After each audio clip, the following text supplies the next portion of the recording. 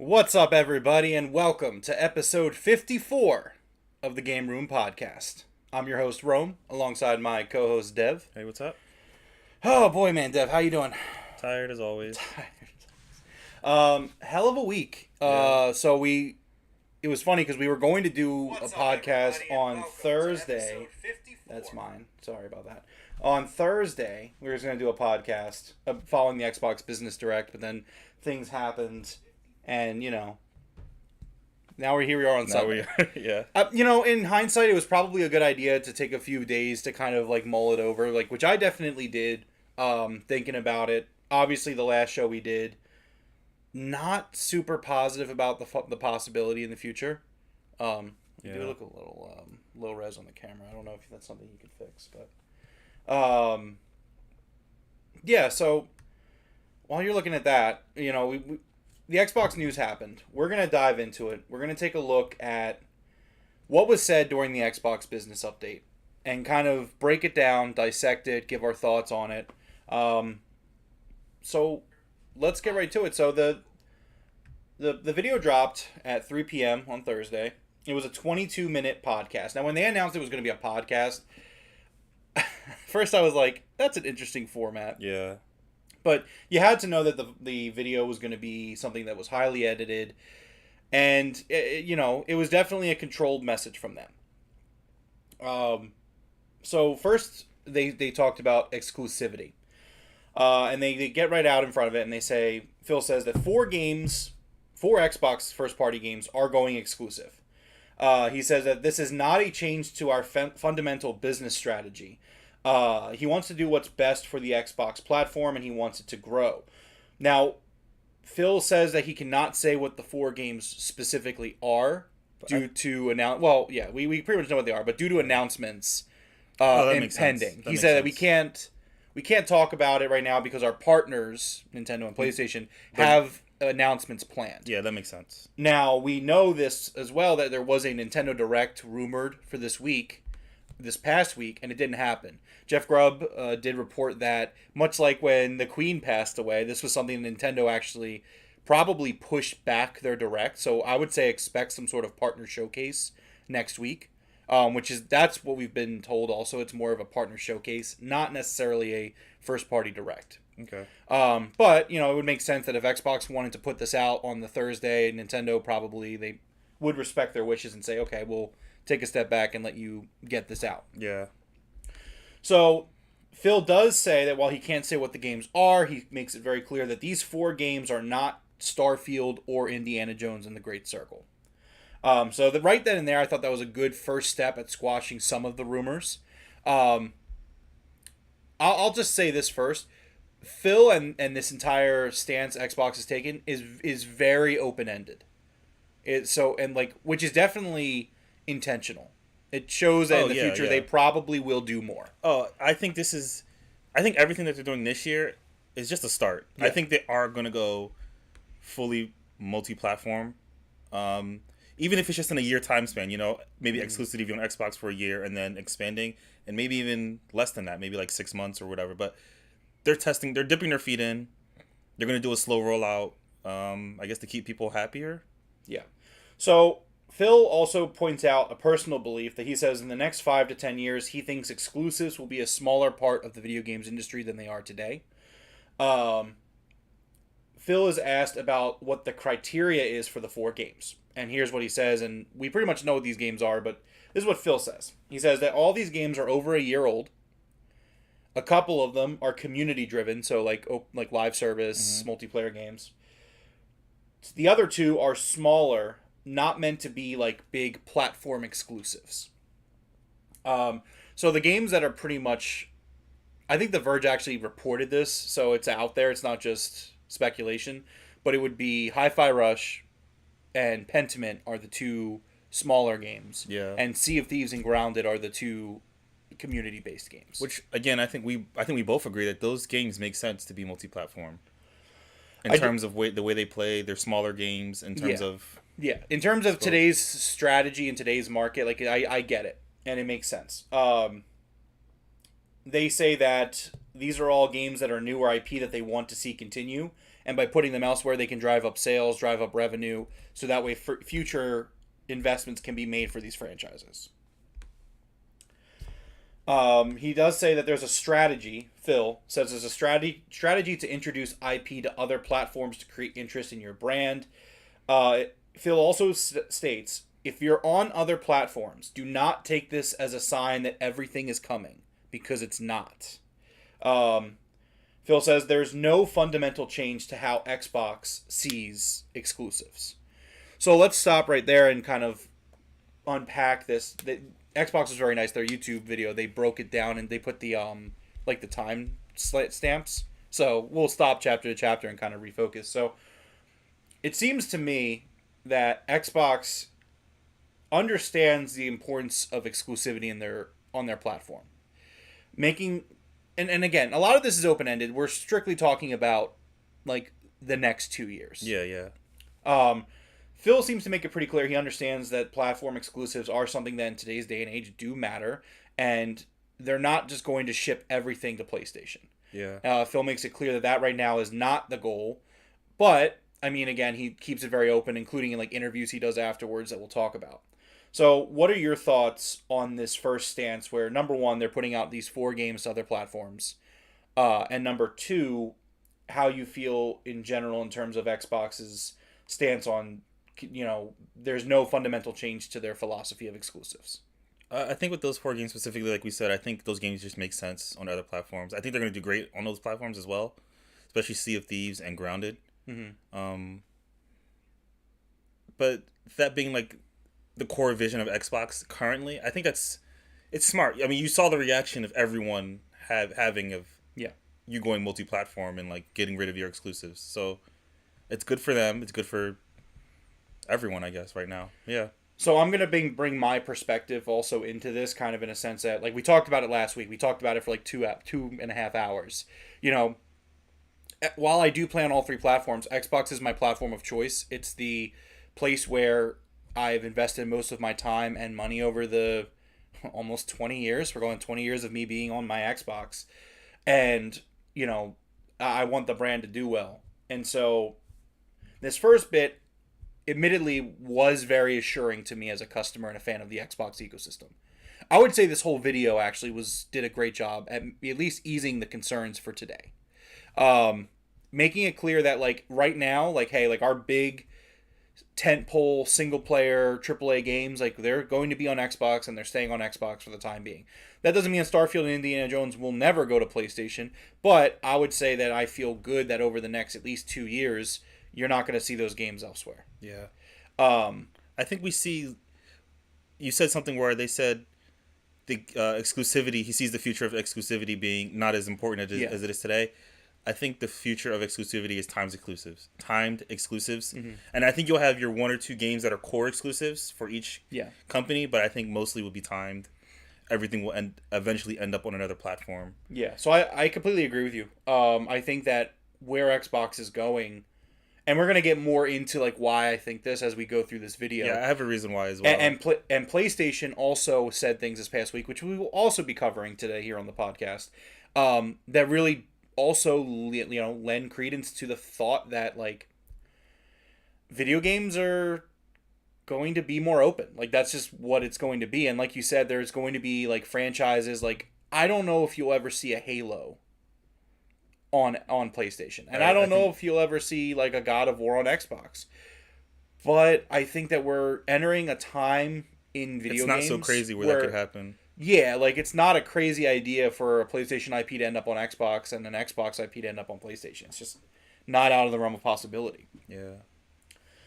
So the second part of the video was, how does this apply to future titles? The change in the exclusivity and whatnot. They went on to say that there's no fundamental changes to see or how Xbox looks at exclusivity. So they still value exclusives on the platform. This doesn't change that. This section was a little bare.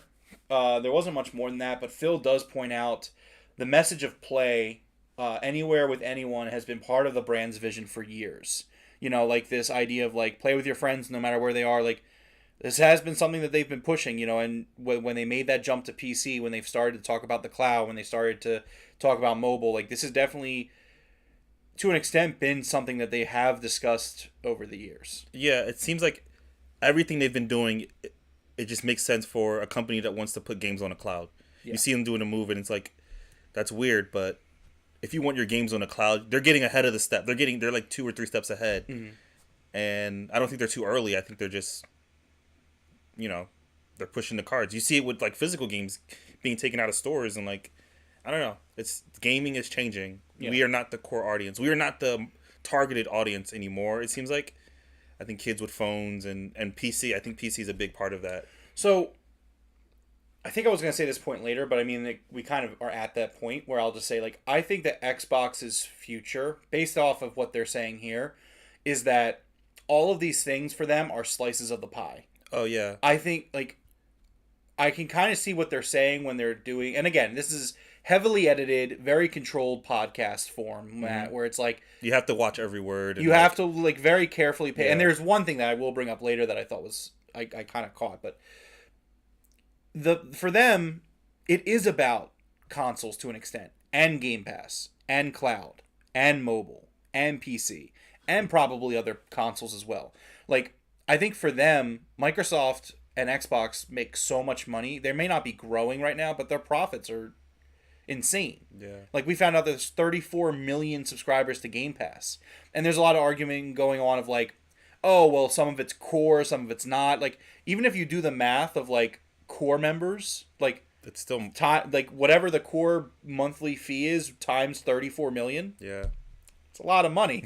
Like, and that's just Game Pass subscriptions. We're not Yeah. talking about hardware and accessories and game sales on their own, including third party, where Xbox takes a 30% cut of that. Like, I wish we're just talking about one slice of their pie being Game Pass making that money. I wish I saved it, but right before this podcast went live, not ours but theirs, there was an article that went up where they said every screen is an Xbox. They see every screen. I think I have that in the script, but yeah, that was something that Xbox said at internal meetings. And it just that does feel like what they're moving towards. Like, yes, they'll still make Xboxes and they're going to still sell their consoles.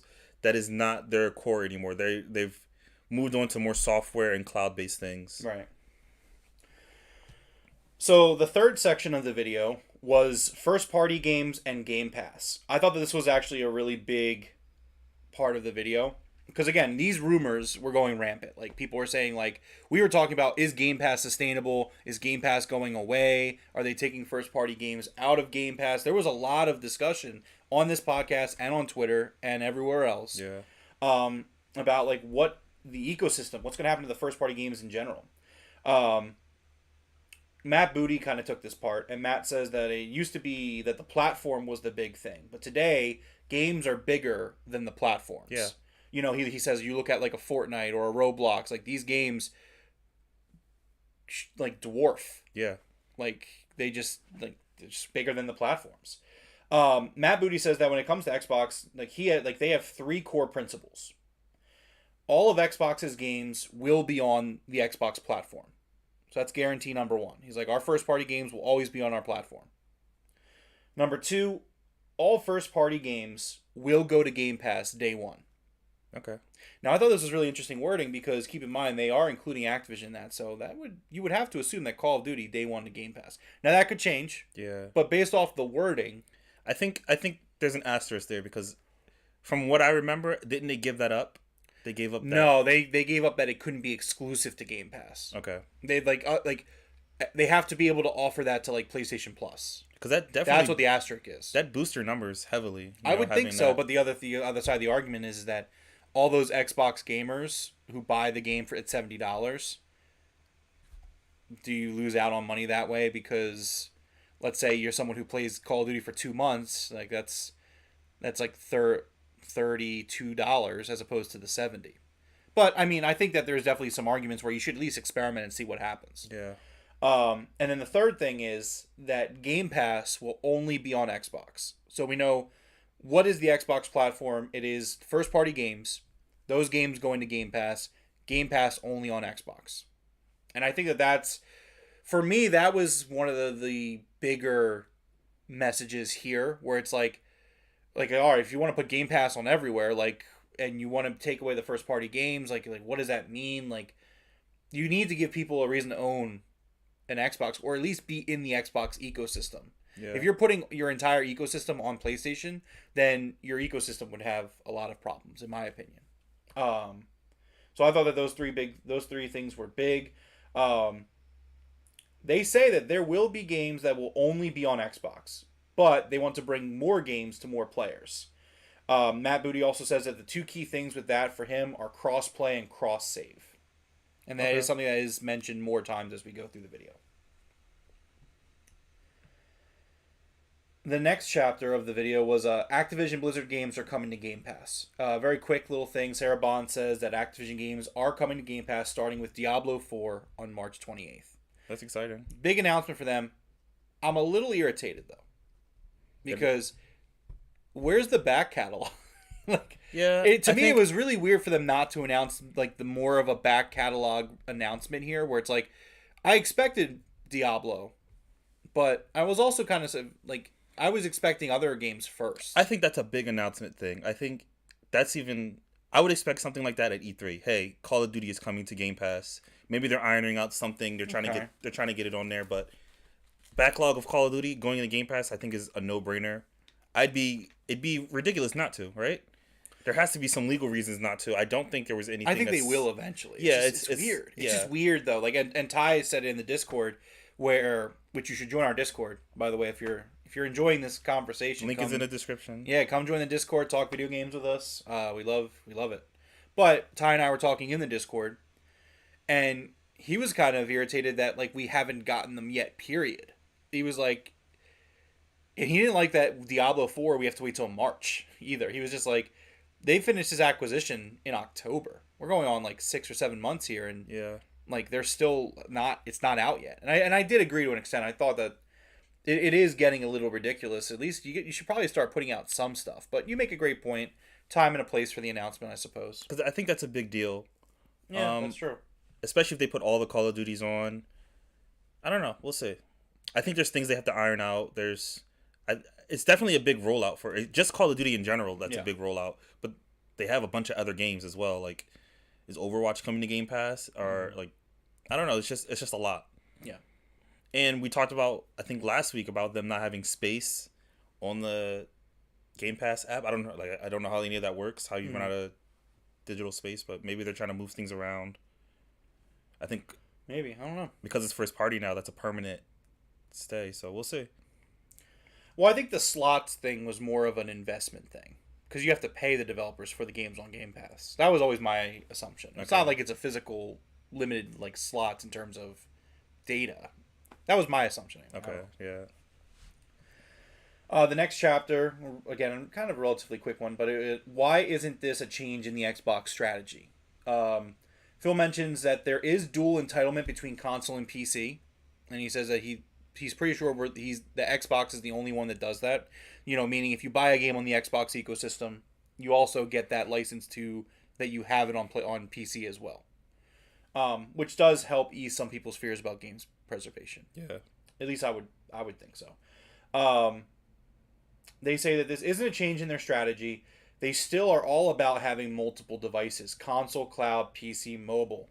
The next chapter was, how is multi-platform availability good for business? Phil says Xbox is already one of the biggest publishers on Switch and PlayStation. He lists all the games that are currently there, whether it be Minecraft, Call of Duty, etc., etc. Phil says that the reality is that the industry, not just Xbox, but the video game industry, needs to grow. Phil says he has been with Xbox for 20 years and wants to ensure it succeeds for another 20 years and will make moves to ensure that happens. He says that hardware is a critical part of the plan, but hardware won't be for everyone.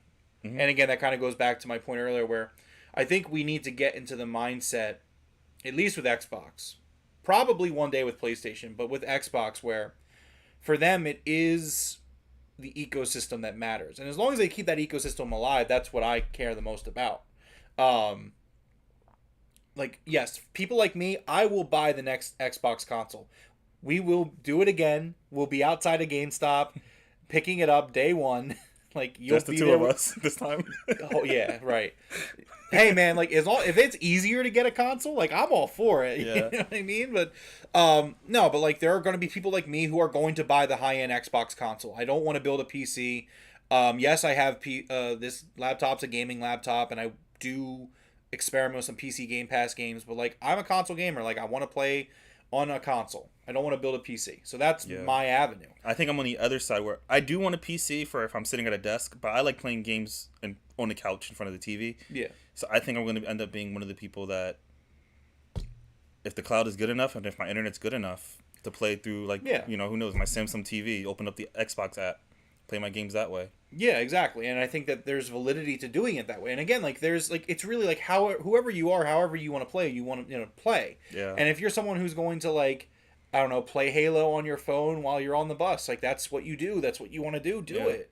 Like and if you want to play the high fidelity games like on your giant TV, like me, do it. Like PC, you have a giant PC rig you spent thousands of dollars on, you want to play Xbox games, Have do fun. it. And Yeah. I think like that's at the end of the day, like console wars are bullshit. Like I've always said that. Like yes, I have a preference, and yes, I do enjoy the meme side of it sometimes. But like at the end of the day, like I have all three. I buy all three consoles. I just finished playing Final Fantasy 16 on my PlayStation for the last month and a half. Like great games. I just want to play great games from the big three. And as long as these three console manufacturers can come in and I almost want to like change that wording of console manufacturing. Like it's just platforms. As long as these three platforms are producing, like that's what matters most. The next chapter was how does Xbox want to keep up with the industry? And Phil points out that 2023 was a great year for games, but the industry didn't grow. This was the reason for all the layoffs last year. I actually thought this was kind of insane that they acknowledged like, hey, we laid off like over 2,000, almost 2,000 people last week. Like we had to make those tough choices, and that really sucked for us at Xbox. Yeah. Phil says that he wants the industry to be healthy. He wants creators to flourish, and for that, the industry needs to grow. He points out a quote from Lisa Su, the AMD CEO. She says that console sales are likely to decline in 2024. Phil says if the industry doesn't grow, it will struggle. This was a big quote for me that really kind of also helped get me on board with this Xbox future. Phil says Xbox is left with two choices at that point. Do we find new ways to monetize existing players, or do we expand the business and find new players to add to our customer base? And I sat with this after the podcast. I mean, I was at work, so I went back to work and I thought about it while I was working. Mm-hmm. But that line was kind of like, well, which would you prefer? And it's like at the end of the day, like I don't want Xbox to find more ways to monetize me and exploit me. Like, so I don't know. Maybe it's naive of me to say this, and correct me if you think I am being naive, but I definitely took that as a positive where it's like, hey, like we could find new ways to make money. Like we could charge Xbox gamers something else, or raise prices, or lock things behind other paywalls, or ads in Game Pass Ultimate. Like there are things that we could do, or we could try to just get more people to buy our games. And I thought that was kind of an interesting outlook that really kind of put it in perspective for me. I agree with you that I like that. I like that approach better. Let's try to find more people to bring into the system Before we try to take like, advantage of our customers. Yeah, but I do think it's more, not so much. I think it's more so let's get more people on Game Pass. That's when I hear that. That's what I hear. Let's get more people. Let's expand Game Pass. Exactly. Let's put an Xbox on every screen. I think make it easier for people. Like, oh, you don't need to go and get a console to play these games. You can just download an app on your phone and have it. I think it's more like that. Make it easier for people to just pick up a controller and play a video game. Right. The next chapter of the video was about gaming communities. And I'm not going to lie to you, this one, it really sounded like a bunch of nothing at first. I literally watched this section like 3 times just to see if like there was anything that was being said. So Matt Booty's talking about like where, for them, it's like, where are the friends? Where have you built up your library of games? Those are very important to us. They are unique in they feel like Xbox is unique in the position they are in because they have the hardware, they have the first party, and they have the system that can tie friends, progression, achievements, etc. together. And again, that was another. I realized that this gaming community one was again kind of assuring people that the Xbox ecosystem is here to stay. And I thought that this was a line that really also kind of helped with that, at least for me. They also say Xbox's model of giving creators options benefits them. Sarah cites Palworld's success. She's like, this was a game that was an early access Xbox game, launched on Game Pass and on Steam at the same time. The creators of this game, of Palworld, had options in where they put their game and what they did with their game. And as a result, they had a massive success. Yeah. And I thought that that was a great way to put it. And then also Sarah says that they want to continue to lean into their successes because they see it's working.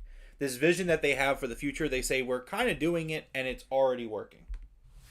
It's worth mentioning. Next up was Xbox hardware. And they say that hardware is important. It's the flagship experience of Xbox. I think it was Sarah that said this. She says, it sets the devs targets. It gives them specs of what they can build to and what they can build around and what is going to be the most optimized place to play their games. Yeah. They say that there's currently thousands of people working on the next hardware. Sarah drops an interesting little nugget where she says, exciting hardware this holiday is coming out. Or that they're excited to share. The wording was like, we're excited to share the future of hardware this holiday. Yeah, that makes more sense. And so I'm not sure if it's something coming out this holiday or we're going to hear about something I think this holiday. Maybe the Game Awards, they announce Maybe. I don't know. the future of something. And she said, like, we're invested in the next generation roadmap.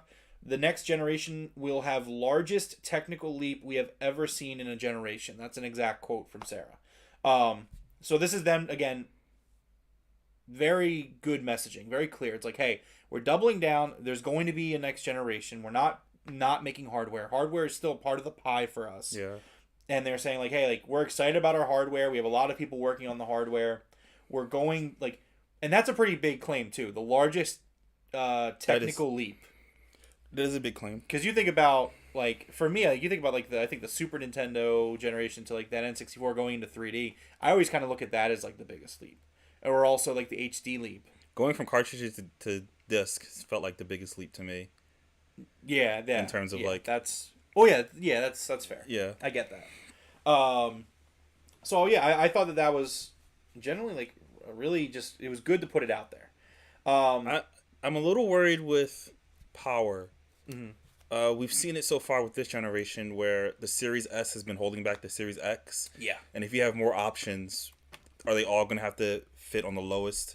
Are they going to have to develop for the weakest link? So that was a thought that I had too. I think it's a great question, and I think the answer to it isn't very clear. I mean, it's a little worrisome. Like they had to take out multiplayer on Baldur's Gate 3, and like just games in general are struggling with the Series S because that's the weakest link, and that's what they have to develop for. And like now you're gonna expand that with other hardware.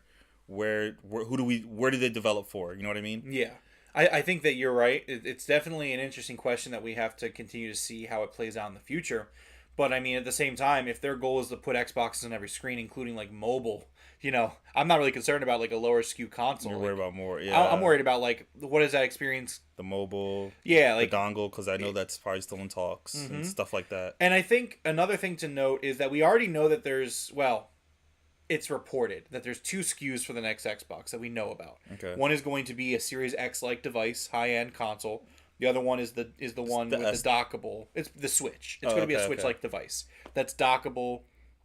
Apparently, the Microsoft Surface team's helping out with it. We don't know how much the difference in power is going to be between these 2 SKUs. I know which one I'm buying if there's difference in power. I'm buying the non-dock. I'm not buying the Switch one. I don't need that. That's not something that speaks to me. That's something that might speak to you more.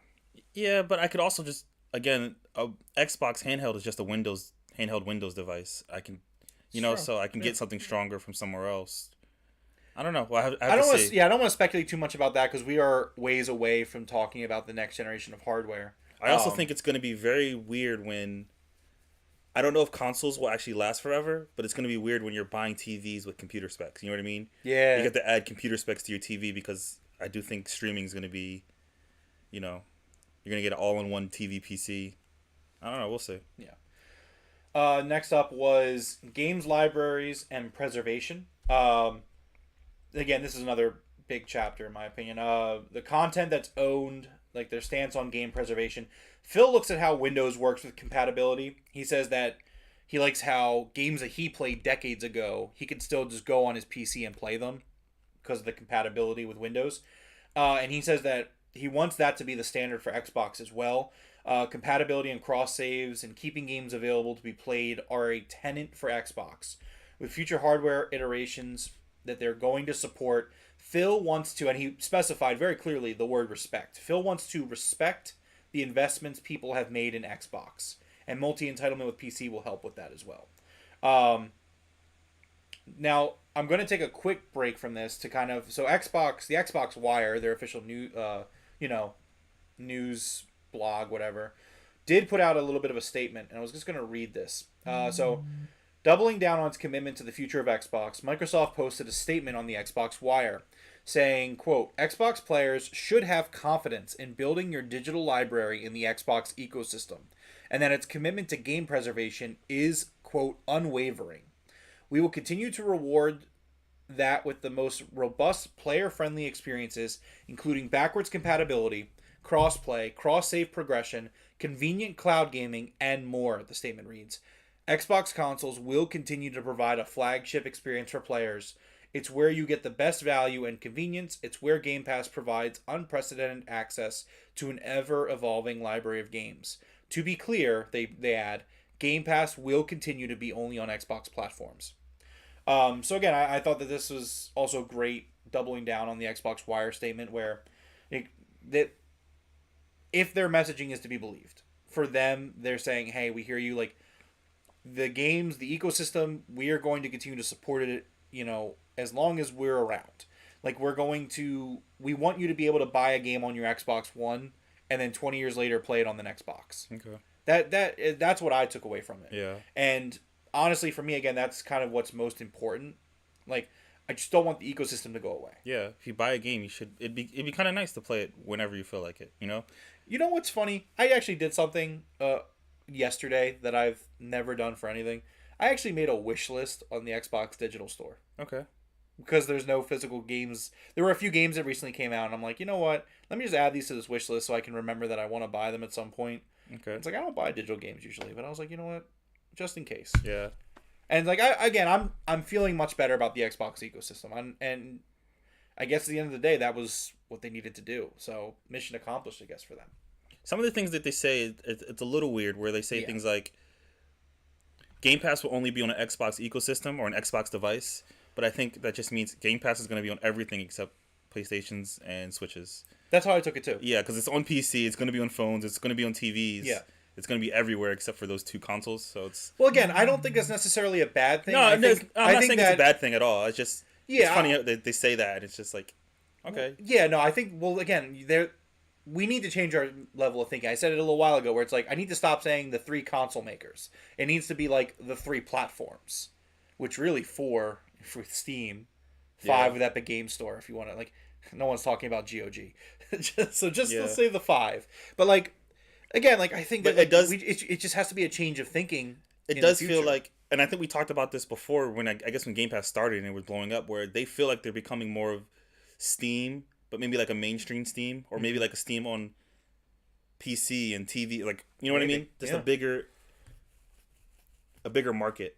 Yeah, because I'm sure they went to PlayStation and Nintendo and asked to have Game Pass there. Maybe. Yeah, I don't see why not. Yeah. And then they close out with this last chapter of what does Xbox stand for today.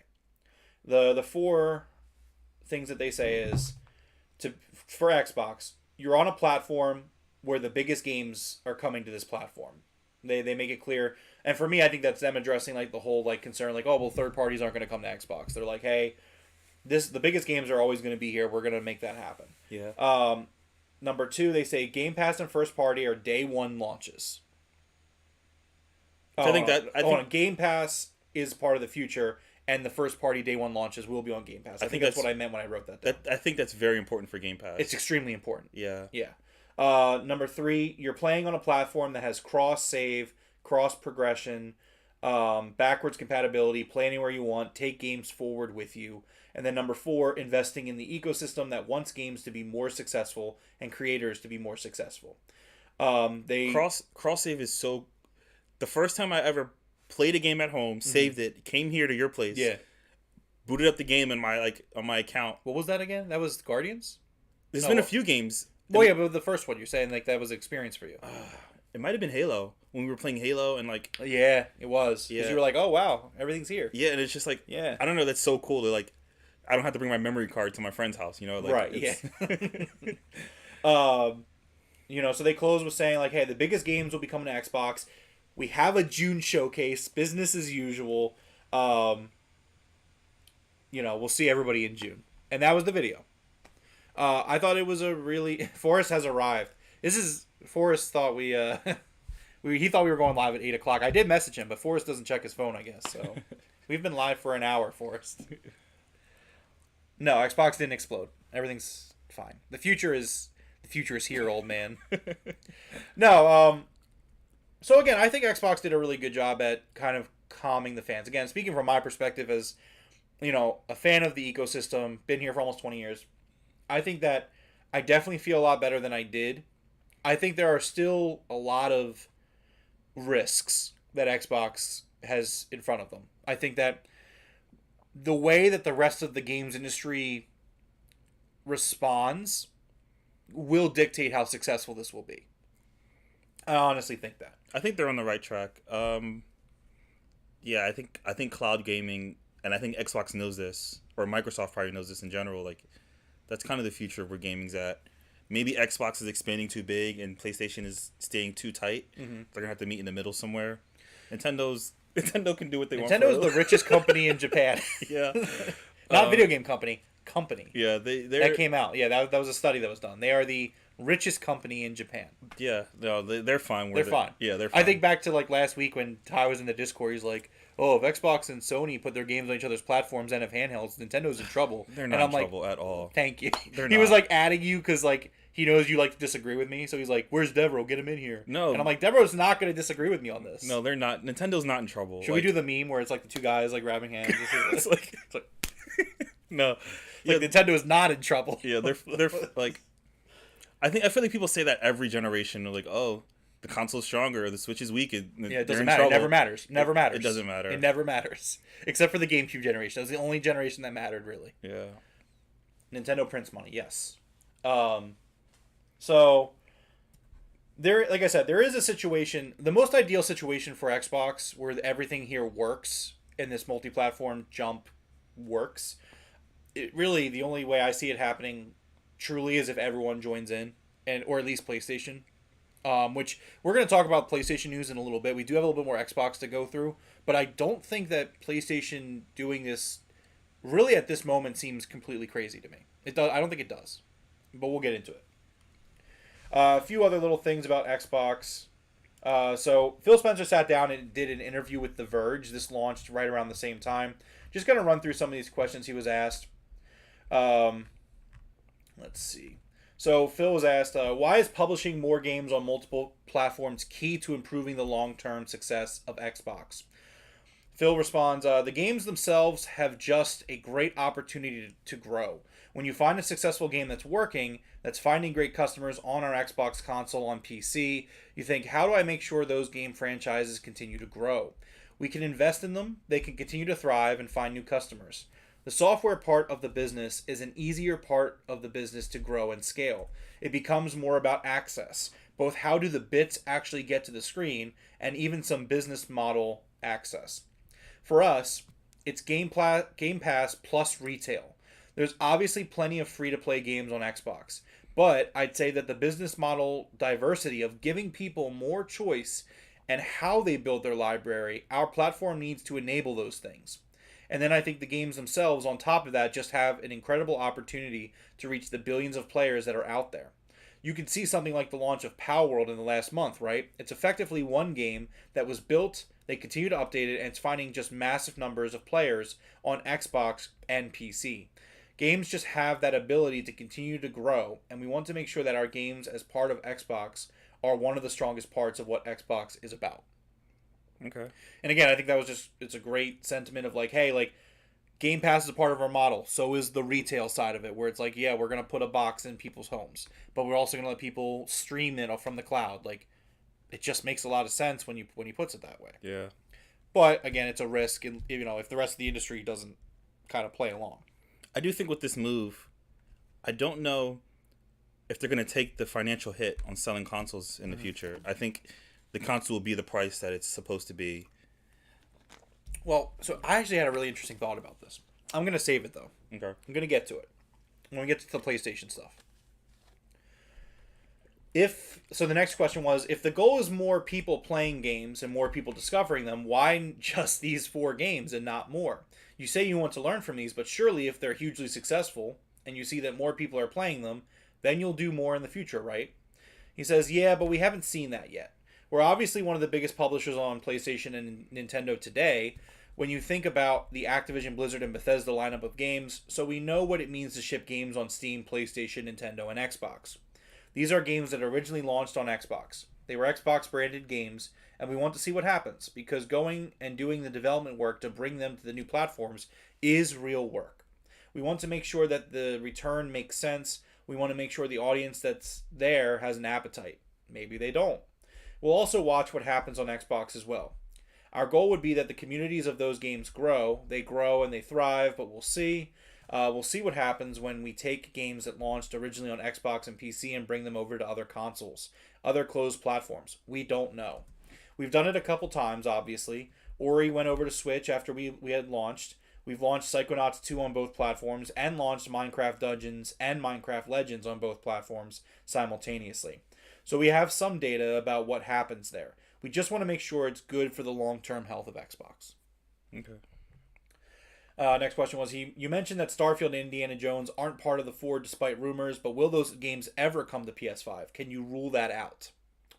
And he says, I don't think we should, as an industry, ever rule out a game going to any other platform. We're focused on these 4 games and learning from the experience. But I don't want to create a false expectation on those other platforms that this is somehow going the first 4 to get over the dam, and then the dam's going to open and everything else is coming. That's not the plan today.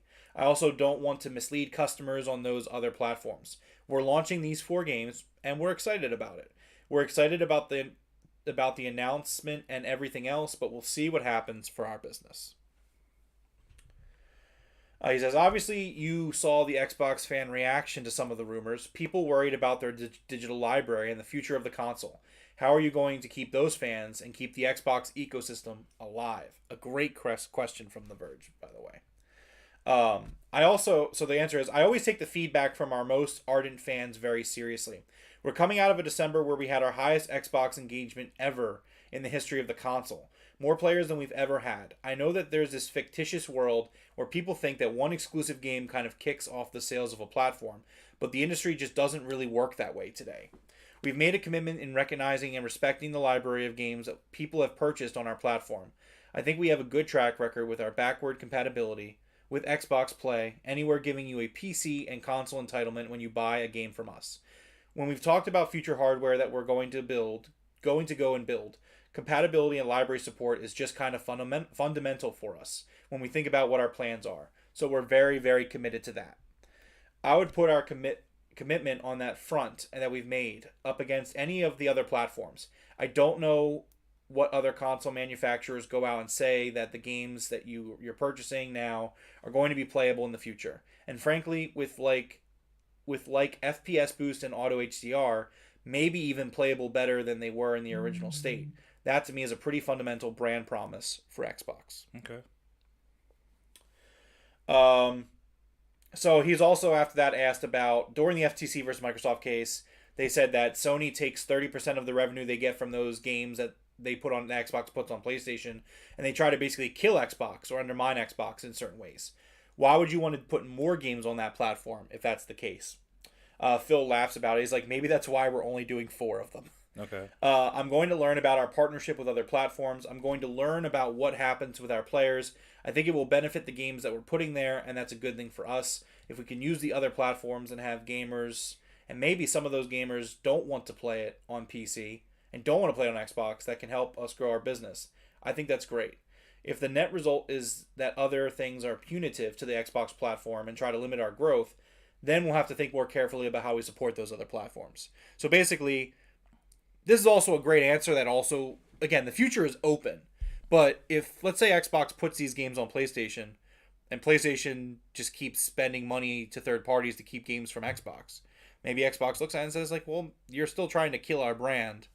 We're not going to continue this partnership. Who knows? The future is very open.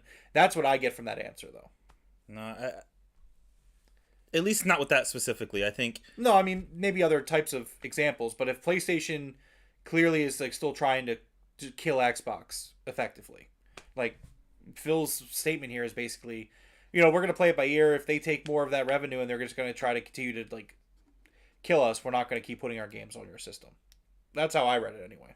Yeah, I don't know about that. It's I don't see it as an attack when you try to buy an exclusive for your console. I see it more as like, hey, this is another reason to get a PlayStation thing. I don't think it's like, hey, we're trying to kill Xbox because we've always had to scream about that. It's competition. They want to keep your game Yeah. from the other platform. Sony to this day, You're not going to kill pay Xbox. to keep Final Fantasy VII Remake from Xbox. You're not going to kill Xbox by not putting Final Fantasy Remake on it. It's just another reason to get PlayStation 5.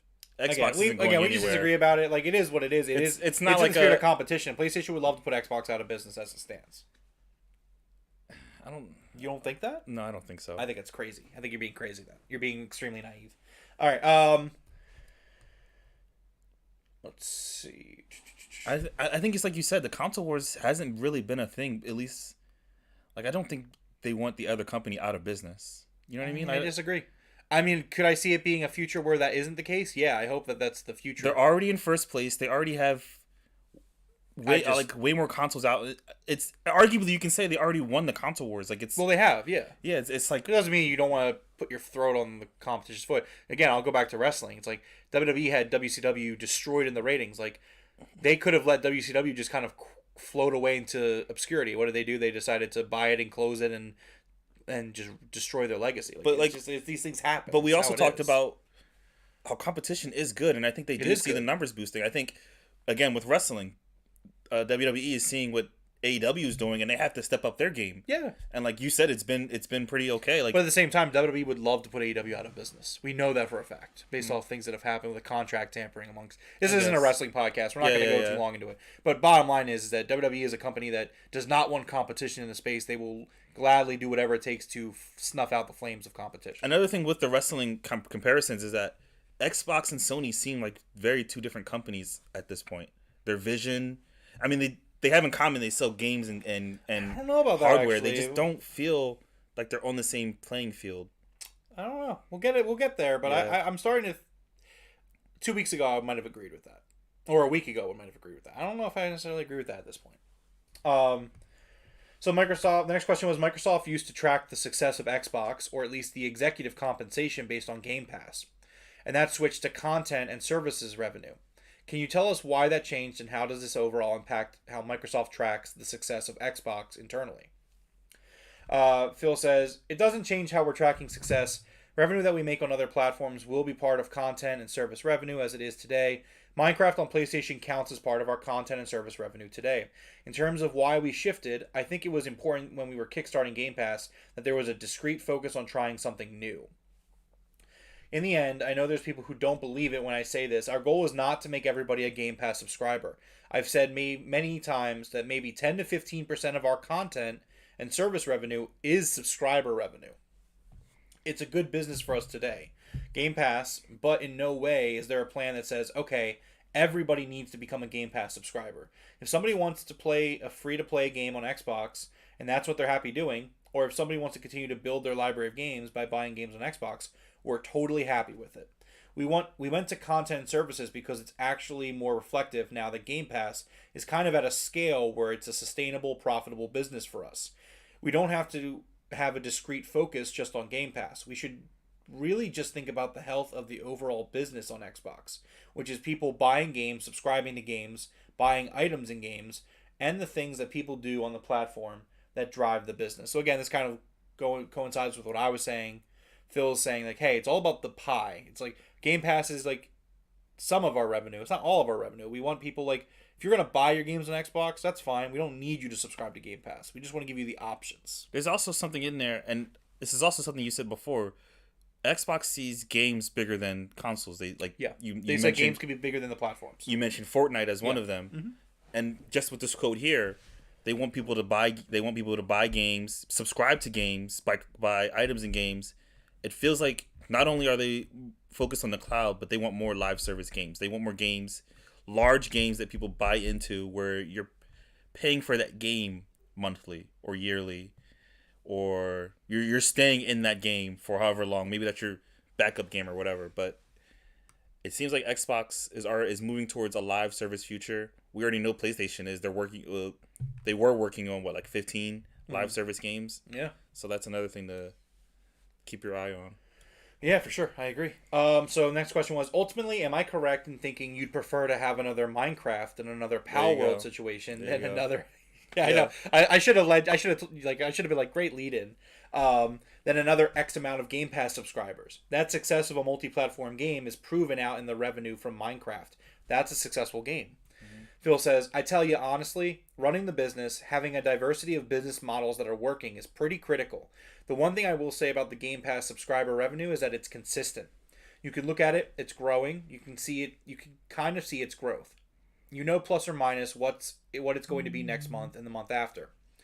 In a business that's very hit driven, you get Power World out of left field that does incredibly well, and you have other games that don't. We love it, obviously, when a Hogwarts comes out, when a Power World comes out, or an Elden Ring comes out and does really well.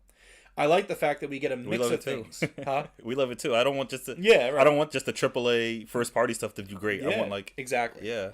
I like the fact that we get a mix of things happening with our business. Our business model is not just about hardware sales.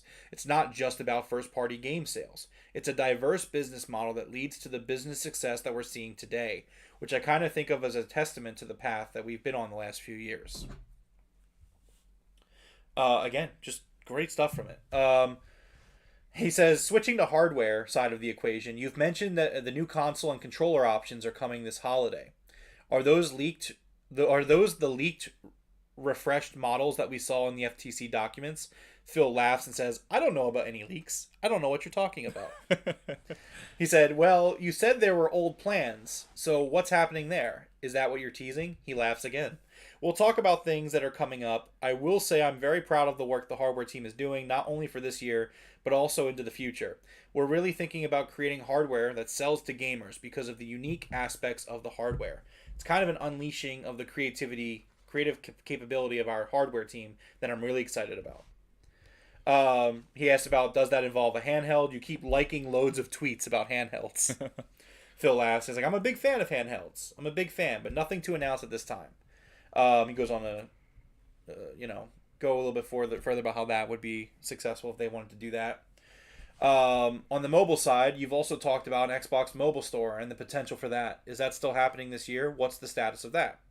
He said there are three sides to it. There's regulatory work to actually open up the ability to install another store on an Android or iPhone, That makes sense. which isn't done yet. We're actively engaged in the Digital Markets Act and the work that has to happen to make that possible. Then there's us actually building the store. We have some history there from having our own mobile store in the past, so we know how to get that work done. And then there are discussions with our first party and partners about the business opportunity. There's a lot of excitement there for alternative storefronts on mobile devices that can offer better economics and are more, let's say, gamer first, because it's going to be an Xbox store that we would put there. We're able to drive engagement to that store because we're now one of the biggest mobile publishers with Candy Crush, Call of Duty Mobile, Diablo Immortal, and Minecraft. So we actually use those games to help drive engagement to our store, which can benefit third parties as well. That is huge. Yeah, it is. Putting an I think that should be like one of their number one focuses right now. Everyone has a phone in their pocket, like a free app you download, you can just buy games. So the next question that was a follow up. So he's like, so some of the regulatory work isn't done, like you mentioned. So what do you think about Apple's changes for the DMA? And is there room for Xbox cloud gaming now on iOS? He says there's not room for us to monetize Xbox cloud gaming on iOS. I think that the proposal that Apple put forward, and I thought Sarah Bond's comments on this were right on. They were negative towards it. Yeah. Doesn't go far enough to open up. In fact, you might even say that they go the opposite direction in some way. but they definitely don't go far enough to open up the competition on the world's largest gaming platform. I wish I was able to read more about that. I just didn't, Mm-hmm. because when we first talked about that, we both said, "Oh, that's a good thing." Like, Yeah. they're opening up. Yeah. But I think there was like reading the fine print, they're charging so much money just to have it on Yeah, the store. Apple's going crazy with that. Yeah, so well, I mean, we'll build our own.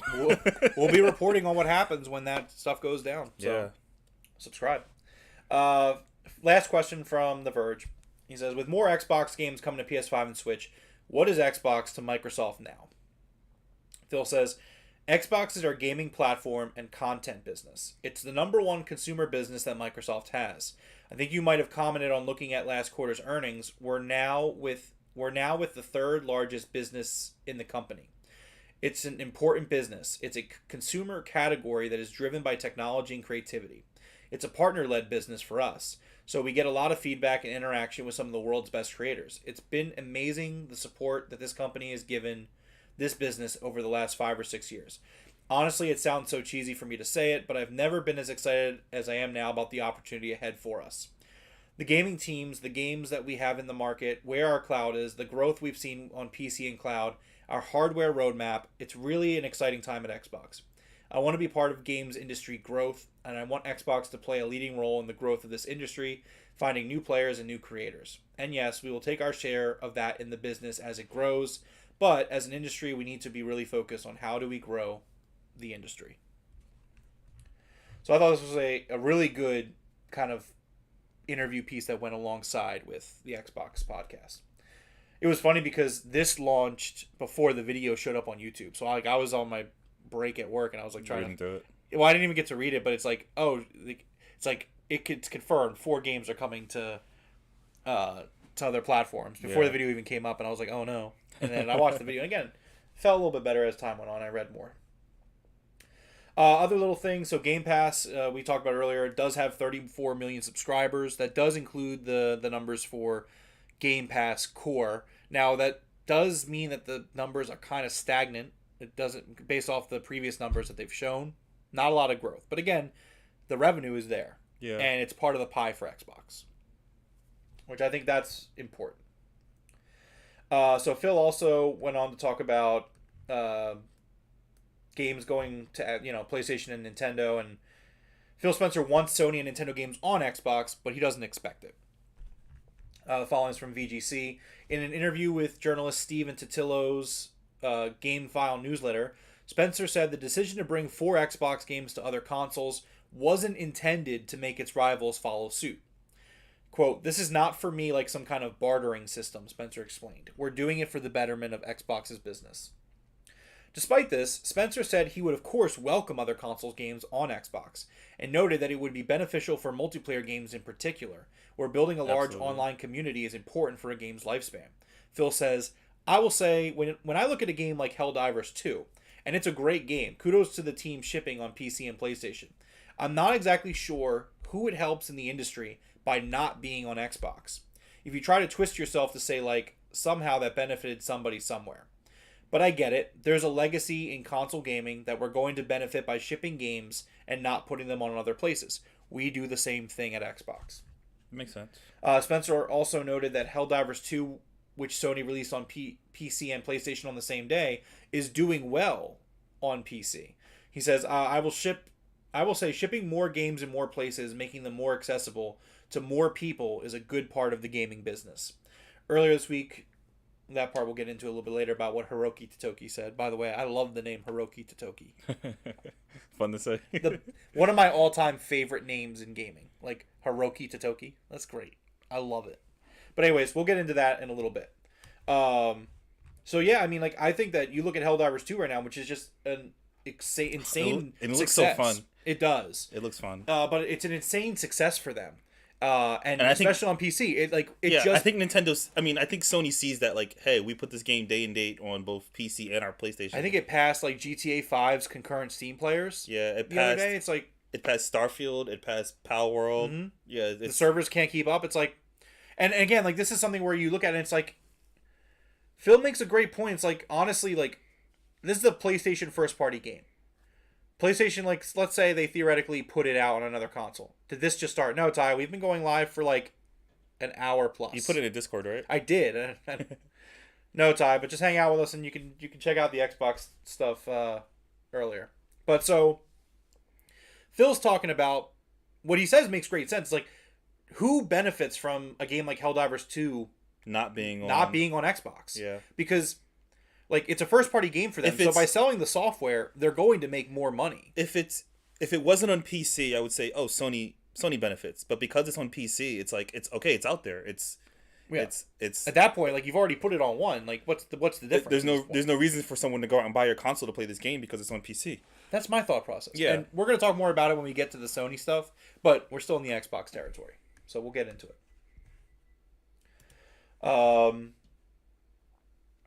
Phil Spencer did put out a memo to staff. I just wanted to read it real quick. This came out the day of the Xbox podcast as well.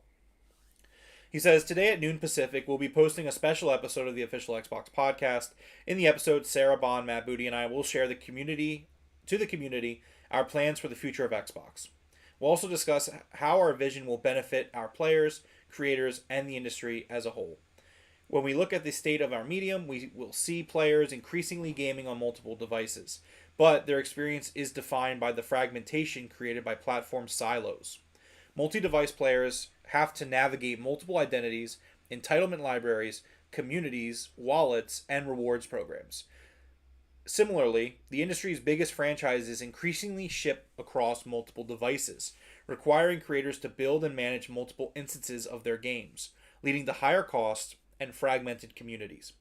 All of this friction creates a tremendous opportunity for us to meet the needs of multi-device players and creators. We have a different vision for the future of gaming. A future where players have a unified experience across devices. A future where players can easily discover a vast array of games with a diverse spectrum of business models.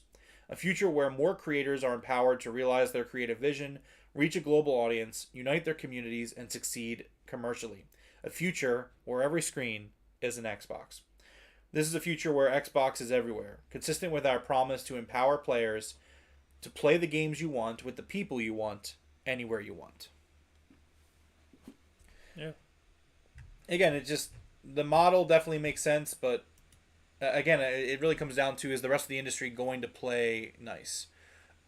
Well, I mean, possibly, Ty. I mean, we did pretty much already cover the Xbox news. We're wrapping up the Xbox news.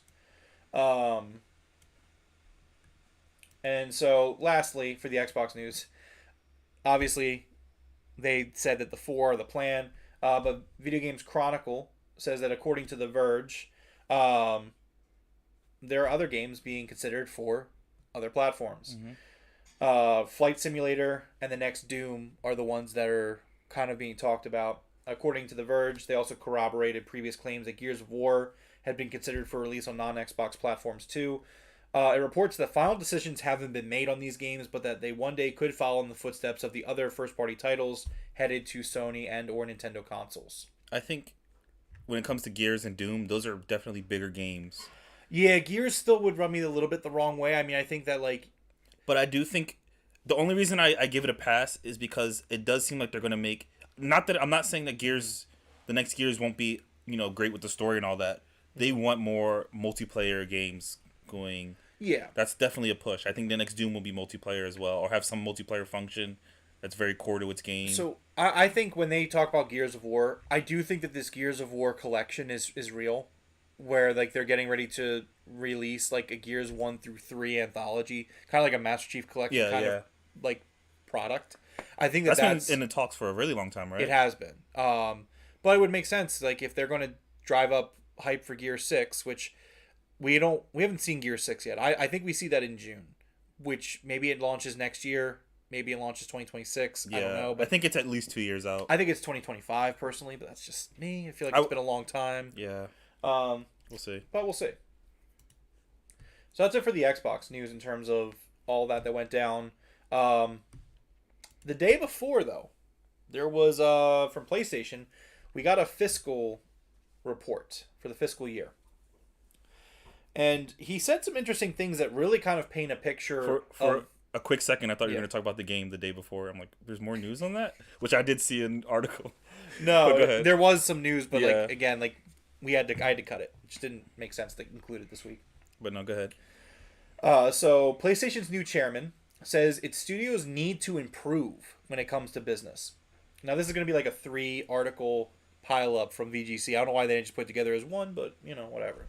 Sony president, COO, and CFO Hiroki Totoki assumed that the role of chairman. He assumed the role of chairman of Sony Interactive Entertainment in October ahead of Jim Ryan's retirement. From April 1st, Totoki will act as the interim CEO of Sony Interactive. Sharing his initial impressions from his first 4 months working directly with SIE, the exec said he made a point to attend management meetings and visit PlayStation game development studios to get a better understanding of the business. The Sony president said that while he was impressed with the motivation and creativity of studio workers, he believed there was room for improvement when it came to how they invest money and plan development schedules in order for the overall business to achieve its growth goals. Sony announced strong PS5 sales of 16.4 for the first 3 quarters of the fiscal year. However, while games business revenue was up 15% year over year, operating profit was down significantly at 25.9%, which Sony said was partly due to a decrease in sales and an increase in losses from hardware due to promotions. It's been about 4 months since I became chairman, and I'm trying to demonstrate leadership and have as many meetings as possible with the management team, Totoki told media, and investors listening to the web call via a translator. I've also visited studios, and everyone is working hard really to fulfill their responsibility to try and optimize the business, and I understand that. But overall growth and sustainable profitability for increasing margins, how will that translate to these goals? I don't think people understand that deeply. I think that that's part of the problem of the organization. As far as I'm concerned, I try to understand what is happening in the company, in the industry, and also from the perspective of analysts, and try to explain that in a transparent manner that people can recognize, and notice these issues so that we can have harmonized approach going forward. The exec continued. VGC should also make sure they say Hiroki continued. You need to put respect on this man's glorious name, Hiroki Totoki. Totoki continued, people who work in the studios have very high motivation. They're very highly motivated. They're very good people, and they have great creative minds and knowledge of live streaming. That's a big but statement there. Where it's just like, man, these people are awesome. Great creativity. But, however, having said that, when it comes to the business, I think there's room for improvement. And that's to do with how to use money, the schedule of development, and how to fulfill one's accountability towards development. Those are my frank impressions. I will continue to engage in dialogue with the people so that we can find the right way to proceed. The next one was about Sony's shares fall most in 2 years. It says the PS5 growth has likely peaked. As reported by Bloomberg, Sony's shares fell as much as 8.4% on Thursday and closed down 6.5% following the publication of the company's latest quarterly financial results. While Sony had previously hoped to ship a record 25 million PlayStation consoles during its current fiscal year ending in March, it now expects to miss that target by 4 million units. It also has forecast a gradual decline in PS5 unit sales from next fiscal year onwards, and said it has no plans to release any new entries in major franchises during the next 12 months, ending in March 2025. So no big first-party games coming out from them. Okay. Before March 2025. Which I think is, I mean, it sucks, but I mean, okay, so they do have stuff coming out. Nothing major with new IP, with existing IP. Mm-hmm. But it does sound like the next generation is coming a lot sooner than we expected to. Well, they do have a quote, and we will get there, but okay. He does say something that some people have kind of taken note of. Let's go over to the chat real quick. Ty says, if you listen to Rand's show, one thing that happened a good bit was Sea of Thieves and Gears players are happy about it going multi-plat because they would have more players playing. Yeah, it's a big, especially positive. Yeah, if you play the multiplayer part of it, absolutely. I think that's what they're looking at. So it's funny because I actually realized this, that we cut the show early last week because we were running for time. Yeah. There's so much to talk about. Yeah. We had Forrest on. It was a great show, but we ran long. And I didn't get to close with how I was going to handle this, no matter what happened. And I had decided that I was going to say that I'm sticking with Xbox. It's my platform of choice. As long as the ecosystem is there for me, I'm going to play in it. So getting over that hump and understanding that there is a way for it to work. Yeah. I'm down for it. For me, it's never about like. Do you know how much I would love to be able to have more conversations with people about Starfield, and how much I fucking love Starfield. Yeah. And how Starfield made me feel. But like, there are so many people that I know that like don't play on Xbox, so I'll never have those conversations with them. Mm-hmm. Like, I want people to play great games, and I want to be able to have these discussions. But I also need the industry to preserve itself. That's why exclusives are important. That's what, for me. It was never about keeping other players off the game. It's the brand surviving. Yeah, it was more. It was not even the brand. It was The just ecosystem. like the ecosystem. Yeah, Yeah, because right. Yes. again, if Xbox disappears, other Sony at least doesn't have to try as hard. And right now they have to try hard to stay relevant. That's what this whole article you're reading is about. Like, Yeah. they're changing because of Xbox. Yeah. Isn't that funny? Ty also says, remember how I mentioned Xbox takes a hit as a brand, but the actual games all gain new fans? You love Marvel and Pixar, not Disney. You love Bethesda, not Xbox. I think it's slightly different because I would actually push back and say that there are Disney people. Like, Disney is a brand that people love. Oh yeah. I mean, Disney adults is a whole. Do you want to? You want to bring up? I mean, we're not going to give anything away, but Forrest's sister Oh yeah. had a child recently and named it after a Disney character. Yeah. Because she loves Disney. Like, Yeah. Like I hear your point, Ty, but I don't agree with it. Like, I think yes, there are people who specifically love Marvel I or think Pixar, but there are people who are like, I love Disney. Like, everything Disney, For example, I'm about it.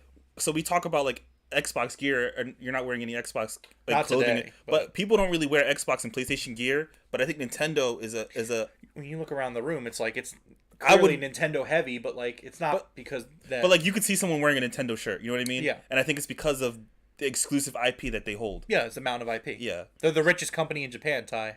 I But do they're in think trouble, right? I do think there are people who love Disney, but it's because of I get what you're saying. It's because of the things that they put out. It's more so the art that they put out. But I do think when you put out enough art, you know, you like that. I saw someone wearing a Studio Ghibli shirt. You know what I mean? It's like Yeah. you love the company behind it all. So Ty says, what Hiroki confirmed is Xbox is future thinking, and gamers like to think they know everything. But Xbox has data. They know where the industry is moving, so they adapt. Gamers don't know shit. I think some gamers don't. But like at the end of the day, I still stand by my concerns from the past 2 weeks. I think that they were valid. A majority of gamers don't. I think it's Yeah. yeah. Yeah. Like again, like I want all three ecosystems to survive. That's what I'm concerned about. So as long as that happens, I'm great with it. All the great games are still coming. So yeah, let's go to the last PlayStation fiscal thing. And then it's so Sony wants to improve PlayStation profit margins with more aggressive PC release strategy.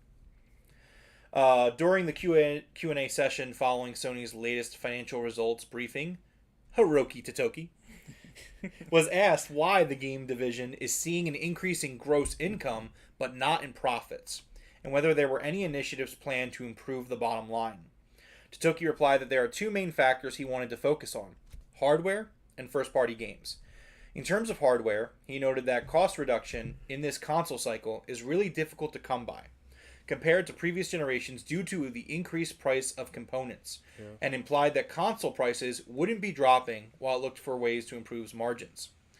How can we, given the situation, put our product lines together to make it affordable without relying on steep discounts to reasonably sell them to continue our commercial journey on a sustainable basis? He asked. Goodbye disk drives. Oh.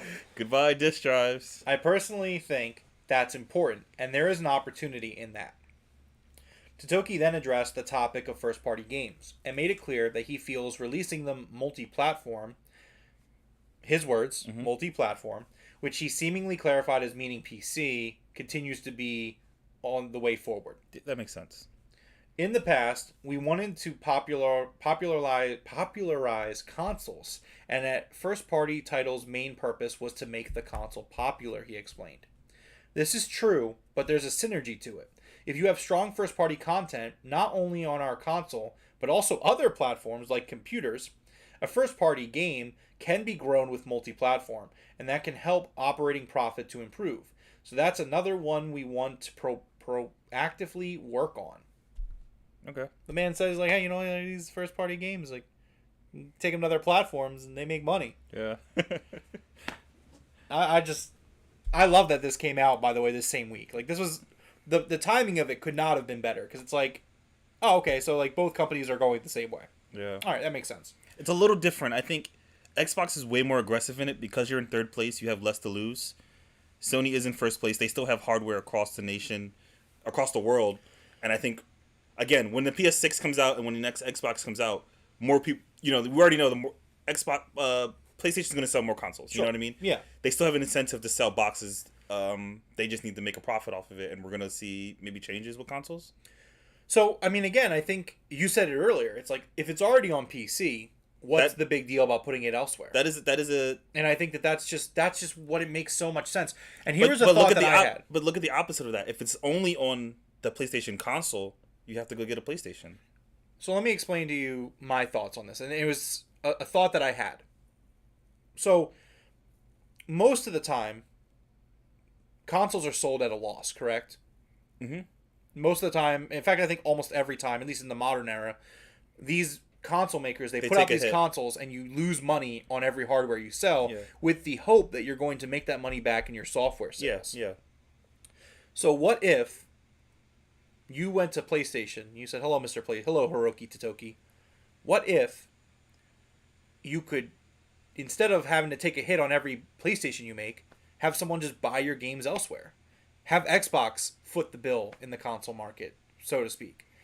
But that's what I mean. I think it makes more sense for Xbox. Xbox, like, hey, we don't have that many consoles out there anyway. We've probably peaked at this number that we've hit. Again, Yeah, hardware was 3% an increase. Sure. But an increase is an increase, but like they're not going to sell much more Xboxes. There's no more big booms for Xbox with this generation. Mm-hmm. So I do have a Let's go stat. out. I have a stat to kind of back that up, but we'll get to it. But yeah, my point still stands, though, that like, okay, even if PlayStation is going to sell more consoles, if you could tell PlayStation that, like, hey, there's 20 million people on Xbox, let's say, and like maybe, let's say, even half of those people, instead of you worrying about having to take a hit for them to buy a console, they just buy your software, and that's what it is, and you just make your money that way. Which is the whole thing about. That's what I was trying to tell you last week. Was like, hey, Xbox going multi-platform onto everything just makes sense because of that reason. Yeah. I just don't see Sony. I don't see it either. And again, that's why when I say, like, there are a lot of risks here with Xbox. What makes sense is, we talked about it before, PlayStation, PS5s have peaked sales. It makes a lot more sense now to, like, hey, yeah, the games are going to go out everywhere for the rest of this generation. Ty says, Hiroki confirmed it again. You're putting your first-party games on other platforms will yield more profits than exclusives, long-term and short-term. But I think when you put out, let's say for the PS6, you put out that system, any new software you put out should be PS6 exclusive. And if you're trying to sell the console, you're trying to get that hardware out there, and then you can worry about later on putting the software in other places. I just think, again, maybe the future though isn't that. Isn't hardware, yeah. Well, again, I think that the hardware could still be part of the pie, and maybe PlayStation could look at Xbox and be like, hey, they make a great point. Like, they're still selling boxes, but then they recoup a lot of those dev costs on consoles with all this software they're selling on our platform. Yeah. And the interesting thing is that PlayStation will see these numbers because it's on their platform. Absolutely. So it's like, I don't know, like, but the more I think about it, and the more, like, as long as everybody kind of does the same thing and it kind of goes in that direction, like, it makes a lot of sense from a business perspective and from a consumer perspective. One thing that doesn't make sense, and maybe this is the future, of hardware just completely disappearing, because I get you saying it's part of the pie, but we've seen things that when there's such a small slice of the pie, they just get rid of it. Yes, it's bringing in money, but like, that is something that Sony does not do well. Yeah, that's fair. That's really a fair observation. But again, I can also see them and Xbox eventually just not selling hardware anymore. Maybe the next generation is the last generation. If the piece of the pie is so small, so they're getting rid of physical. Like, you can see with physical media, like, physical media is still part of the pie. People are still going out and buying physical media. You're perfect proof of that. If it's become such a small part of the pie, they're just gonna get rid of it. And I think that in 10 years, I can't really see consoles being. So I mean, I'm not gonna sit here and say it with like 100% certainty, but I would say that I disagree. I think that at the end of the day, if it's all about points of entry, like, as long as there's going to be like a PC and like period, I see consoles staying around. Um, Actually, Ty, you're a little wrong on that. That's okay. We'll talk about that. I have a stat. Ty was like, "Oh, you have a stat." It's like, "Yeah, I have a stat. It's in the script. I'm just not gonna bust it out now." All right. But anyways, It's your trap card. yeah. Yeah. But anyways, the point is that like You're saying points of entry have as many points of entry as there are. yeah, like again, like here's the thing, right? So like I work in an industry where right now they are making a big push digitally where like they just want to get as many order points as possible, as many sales point of sales as possible. Like they still have the traditional means of talking to someone else, but like you also can go on your phone and do it. There's just for them like that's where it is. Like they just want to grow and like yeah, there's like it's going to be dumbed down and minimized, but it's still going to be there. It's still going to be a thing that you can do. I think that as long as there is like a like I just think that it doesn't make sense not to have a box available. Will it be the main way of doing it? Absolutely not. Someday, like you said, when the technology gets there and streaming makes the most sense, sure. But like maybe there are people who don't want to stream it. Like it goes more to your first point where it's like, hey, you're taking a hit on selling this hardware. What if you could just put out the software and just make money? Well, I would push back and saying like, hey, like let's say these people that want the hardware don't want to do the other things. Like you should still give them that option to buy that hardware. You're just taking less losses. But how long do you cater to such a small percentage of your company? I don't know. We'll see. If it's just 10%, do you still do it? If it's just 5%, do you still worry about taking a hit? Like, I don't know. Again, we're talking like 15 plus years from now, so it's really hard to kind of to scope that out. Like I'm just being honest. I don't know. I don't think so, but I don't know. Because we already see it with games, with the software itself. Mm-hmm. They're selling it more digitally. See, they're moving away from hardware. But I would argue that there is a difference between the change to all digital and getting rid of the dedicated box. I don't think those two are the same arguments, in my opinion. Ty says, guys, we have to remember Xbox One wasn't great, one of the worst Xbox consoles ever.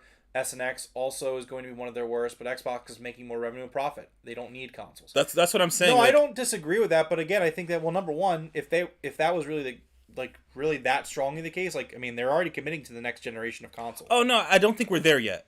But I do think it's coming a lot faster than I just think that like if there's people that want it, and obviously we're talking like it does have to be enough people. Sure, I guess theoretically they're not going to make a console for 500 people. Yeah, but like. I don't know. I think that there is still a world where that's an option. Maybe it's more like a la carte where like, hey, we're not going to make a lot of these. It's just like, if you want one, order it and then we'll ship it to you. But like, I mean, also, here's the thing. Is Microsoft going to stop making PCs? Like, when is that happening? Is that... Well, they don't. They're a software company. You know what I mean? Like, no, you get what I'm saying, but like Windows and stuff. Like, they run on PCs. But it's software. They don't make running on PCs. They don't primarily make the PCs. They sell the software. Everybody else buys the software. And I think, I mean, we saw in the Xbox history thing where they were like, it was kind of a miracle that Xbox got made because they sell software. They're a software company. Fair. Okay. And I don't know. It's just, I don't know. We'll see. I mean, again, I think the future of hardware is, listen, you put out a game and say, hey, you can go out and spend $500 on a console to play this game, or you can sit in front of your TV and just play it anyway. More of the casual gamer is going to be like, well, I'm just going to play the game. Maybe we'll see. I don't know. I mean, I'm gonna buy a box as long as there is a box. Yeah, you'll buy a box, but like, I don't know. I mean, streaming. Obviously, we have to let the technology get there. I mean, is streaming going to be there in 10 years? I hope so. Maybe. I don't know. Maybe not even. It's streaming. Hard to speculate. Think about PC. Years. You buy the game, you download the game, you have the game. It's all digital though. I just find it hard to believe that we're gonna live in a world where like you could still buy a physical PC, but not. And I understand Microsoft software company. Yeah. I get it.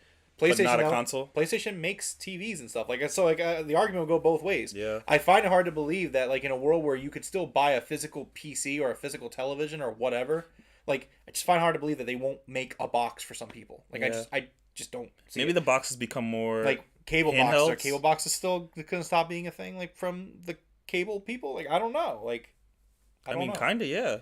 Look at the numbers for streaming services. I hate it. I don't want to talk about streaming cable services. all over again. I don't want to talk about streaming services. This is stupid. You got Paramount and Peacock going together. Anyways, but who owns the game? That's another story. That's a whole different thing. We don't even own games anymore, but yeah, it's just Look, man. If anything, I also Forrest, I'm the same way, man. Like man. Like I'm always gonna want physical. Yeah. But Physical, you don't even own that anymore. You know. again, man. Like, look, I will say this. Like, I'm legitimately concerned about entertainment in general. Like, we're seeing it right now with streaming between the Crunchyroll stuff and like. There is just so much to be concerned Between about. streaming and AI, and look, entertainment is very I don't scary. even want to make a joke about it because I know like usually I would be like, well you want physical media to die, haha, we do the whole thing. Yeah. I don't want it to die. I know you don't, but like I don't even want to make a joke about it. Where it's just like I'm legitimately concerned. Like 20 years from now, how is it all going to work? Like it concerns me, but we'll see. I don't know. He'll escape America. I don't even know what is that? What are you saying? Hellscape, I think it's. Hellscape America. Hillscape. So that's the PlayStation stuff. So, all right. So I have this stat here that I thought was really interesting, and it could be an interesting thought process as to why they should go multi-platform, not just Xbox, but PlayStation, the whole industry. Okay. So the PS2 Xbox, original Xbox generation, the install base between the two, just under 180 million. PS3 360, just over 170 million. PS4, Xbox One, around 180 million. So again, that's the generation, both consoles combined. Mm-hmm. These markets aren't growing. And like I'm sure maybe Ty to an extent, like I shouldn't have shushed him because he's not 100% wrong, but like these markets are stagnant. Like whether you jump ship, no matter which one you're buying, we have hit a point. The combination of numbers is always about the same. It's about the same. Yeah. Like, it's about the same. So at this point, you're looking at a point where there's no room for growth on your own, like on your own platform. Yeah. I don't think you're going to. I think we've hit a point where, like, if you own a PlayStation and you're happy with the PlayStation and you don't want to switch to Xbox, you're not switching to Xbox. Mm-hmm. And I think that goes both ways. I think, like, if you're happy with your Xbox at this point, like, you're not going to be like, well, I'm gonna get rid of my Xbox and go buy a PlayStation. Like, I just don't think. I think we're past that point. So when I look at these numbers, my thought is like, instead of like, I think this is an argument to go multi-platform. Like, you know that like you have your console base. It's stagnant. It's not growing. And it goes on both sides. You should try to put your games out on the other platform. And I just think that could be the future. I saw the stat, and that was something that came to mind for me. Yeah, I don't know if a lot of people disagree with you on that. I think it makes a lot of sense. I mean, I think that's what they say too. Like again, like, and I guess when they make these changes, that 180 of each generation combined will go down a lot. People are going to leave. People are going to not buy consoles. I'm one of them. I don't know if I'm going to buy the next console because I can probably play the game on my PC. I don't, you know what I mean? Yeah. I can put that $500 into a component into a PC that I'm going to have for multiple generations. You have to update that stuff like every couple of years. What are you talking about? Yeah, but that's like what, $100, $200? I don't know. I think it's still going to be more affordable to buy the box. But I can also do more. I can also do more on that console. I can play the Sony game they release on PC and the every Xbox game. But what if you could play all the PlayStation games on Xbox as well? But they're going to move it to PC first. I think PC. We read it. They're day and date on PS4 and PC. That's their move. I mean, so admittedly, like what I would do if in a theoretical, like if all PlayStation games went to Xbox and all Xbox games went to PlayStation, I probably wouldn't buy a PlayStation. Because like if I could play all the games, like, I have a PlayStation 5 because it's my exclusive box. Same with the PS4. Like that's my point though. I'm going to buy a PC because of that. I would just buy the Xbox box. Yeah, that's the reason I'm getting a PC. Because and then they would still get my money there. software wise. That's what I would do. I mean, I think it makes sense because you're still making the software sales. I still got to go out and buy a Switch. You're also not losing money to sell me a box. But Xbox and PlayStation, they're not getting. Then I was gonna be over there like, what the fuck's going on with these guys? Yeah, they're not getting my money in hardware anymore. I don't think. At least those two companies. I don't know. We'll see. I mean, again, we're 2 years out with no details. I don't know. Yeah. All right. Let's move on to other things because believe it or not, other things happened this week. We'll try to run through them. Except this next one's also really big news. The Nintendo Switch 2, as VGC says, we here say it's the Super Switch. The Super Switch. It's gotta be the Super Switch. I'm gonna be so wrong, but yeah, we're both gonna be wrong. It's such a great name. The VGC is reporting that the Super Switch will now launch in 2025. It will not be coming out this year. According to Brazilian journalist Pedro Henrique Lipe, who claims in a new OX Do control video that he received the information from 5 separate sources. According to the sources, they are also working on targeting games targeting Q1 2025 to launch alongside the console itself, which is internally slipped out of a previous 2024 target. Eurogamer reports it's heard similar whispers from industry sources this week, though has not been able to concretely substantiate them. Since the publishing of this story, there was an update that VGC has heard from multiple sources who had said the same thing, that the console will launch Q1 2025, which is March 2025. According to the sources, third-party game companies were recently briefed on an internal delay in Nintendo's next-gen launch timing, from late 2024 to early the following year. One publishing source suggested that the delay was so that Nintendo could prepare stronger first-party software for the console. It's possible the next-gen Switch console will follow a similar timeline to the Switch, which was released in March but announced the previous year. VGC asked Nintendo to comment on this story. I don't believe they heard back from Nintendo. Again, Nintendo's just like, "What? Who are you? Get away from me!" How dare you talk to me? They updated again, saying that Bloomberg also has their own. They basically confirmed this on their sources as well. So this is happening. Like, everyone's reporting this. The next console, Super Switch, is not launching until at the earliest March 2025. What are your thoughts, Dev? It's a little disappointing. I was expecting it this year, but 2025 also makes sense. They put out so much software this at the end of last year, and they put out and announced so much software, and they do have so much more going forward. Another thing is they want to develop more for the Super Switch. Yeah. So the rumor is that it's because they wanted to have stronger first-party lineup. So Ty says that the new Mario game probably got delayed. They probably also wanted to make sure they have enough units of the console to go on sale. So for me, we were talking about this in the Discord, and Ty was like, well, what are they going to have launching with the Super Switch? And I speculated, I think that the new 3D Mario game will launch with it. Absolutely. And Metroid Prime 4. Yeah. So this tells me that either one of those two games is behind, which would be kind of weird considering how long both of these games have been in development, or there's a third game that is close to completion and they just need a little bit more time. Yeah, I think they just want to give people more time. We know that Nintendo sits on software. We know that they'll make a game or remake a game and just sit on it and not put it out. I think it's been told, like... Well, I've said that. Yeah. I said it in the Discord. I was like, okay, so here's what I need to have happen. If the Super Switch isn't coming out this year, here we go. It's time. Open up the closet, get the cobwebs off. This is when Jerome... Give me what I want. His dream thing for Nintendo of what he should get. The Twilight Princess Wind Waker ports. And you get so disappointed when they don't do it. Bro, they've been sitting on it. We know, you just said it yourself, Nintendo makes these games, they sit on them. Yeah. I'm just saying, if you're going to push your console back by 6 months, which, assuming they launch in March, and assuming they were probably going to launch in like October, November, you're looking at like a 6-month delay. I think we're going to get a Pokemon game this holiday season from Nintendo. I hope so. Well, February 27th is Pokemon Day. I'm predicting, and we'll see if it happens, Let's Go Johto. That's what I'm predicting. We'll see if I'm right. Probably not. Maybe. Let's see. It does make a lot more sense to put out your next remake on the next console. I think Nintendo's really good at putting at least one IP on each generation. Yeah. So, I think that Nintendo's going to look at this landscape for them. And, let's talk about what they have coming this year. So, in March, you have Super Princess Peach. After March, you have Paper Mario Thousand Year Door Remake. Can't wait for that. Don't know the date of that yet. And then you have the Luigi's Mansion 2 HD Remake, the port from the 3DS game. Mm-hmm. And that's all you have announced, first party. I think I could see Nintendo, the two that come to mind for me. Honestly, that's good for, I don't know. For a year? I don't think so. I mean, again, I won't complain because it's the last year of the console's lifespan, so it's not a big deal. Yeah. But if you're looking from a first party output perspective, I don't think it's a good year for them.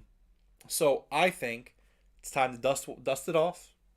Hey, look, Nintendo has said in the past, they do like to have a yearly Zelda release. There's no Zelda this year. Mm-hmm. No new console this year. Just put out the Twilight Princess Wind Waker ports. Because I also think that the Super Switch is going to have backwards compatibility. So it's you launch that game there, You don't have to do it later. Make the sales. People will buy it. It'll be great. Your Switch user base is so high. Sell it now. You know. And then the other thing I could see them putting out is the Fire Emblem GBA remake, because that's also been in talks for a long time now that they're sitting on that, where they remade the Fire Emblem game that came to the States, the first one that came to the States, which is, by the way, a phenomenal game. So that's what I would like to see them kind of, like, let's rally, let's throw this stuff out there for people. Mm-hmm. I would love both of those things. Yeah. Well, we'll see. I don't know. Next up, Devereaux, it's time to finally talk about the game that you've been waiting for probably your entire life. Skull and Bones is out there, Devereaux. Yeah, people are playing it. And not a lot of people are talking about it. Yeah, it's very quiet. So this article from VGC is Ubisoft CEO is defending Skull and Bones' $70 price tag despite its live service leanings and calls it a quadruple A game. Okay. During a Q&A session as part of a conference call during Ubisoft's Q3 sales for its fiscal year 2024, one caller pointed out that Skull and Bones now appears to be taking a more live service approach. The game's year one roadmap was recently published, for example. The caller asked why Ubisoft was insisting on charging $70 for the game and potentially limiting the size of its player base, suggesting a free-to-play model may better suit the live service mechanics and give it a better chance of building a community. Yeah, I could see that. Yves Guillemot replied with the assertion that Skull and Bones deserves to be a full-price game because of its scale. He says, "You will see that Skull and Bones is a fully fledged game. It's a very big game, and we feel that people will really see how vast the complete that game is. It's really full." It's really full, we promise. Triple, quadruple A game that will deliver in the long run.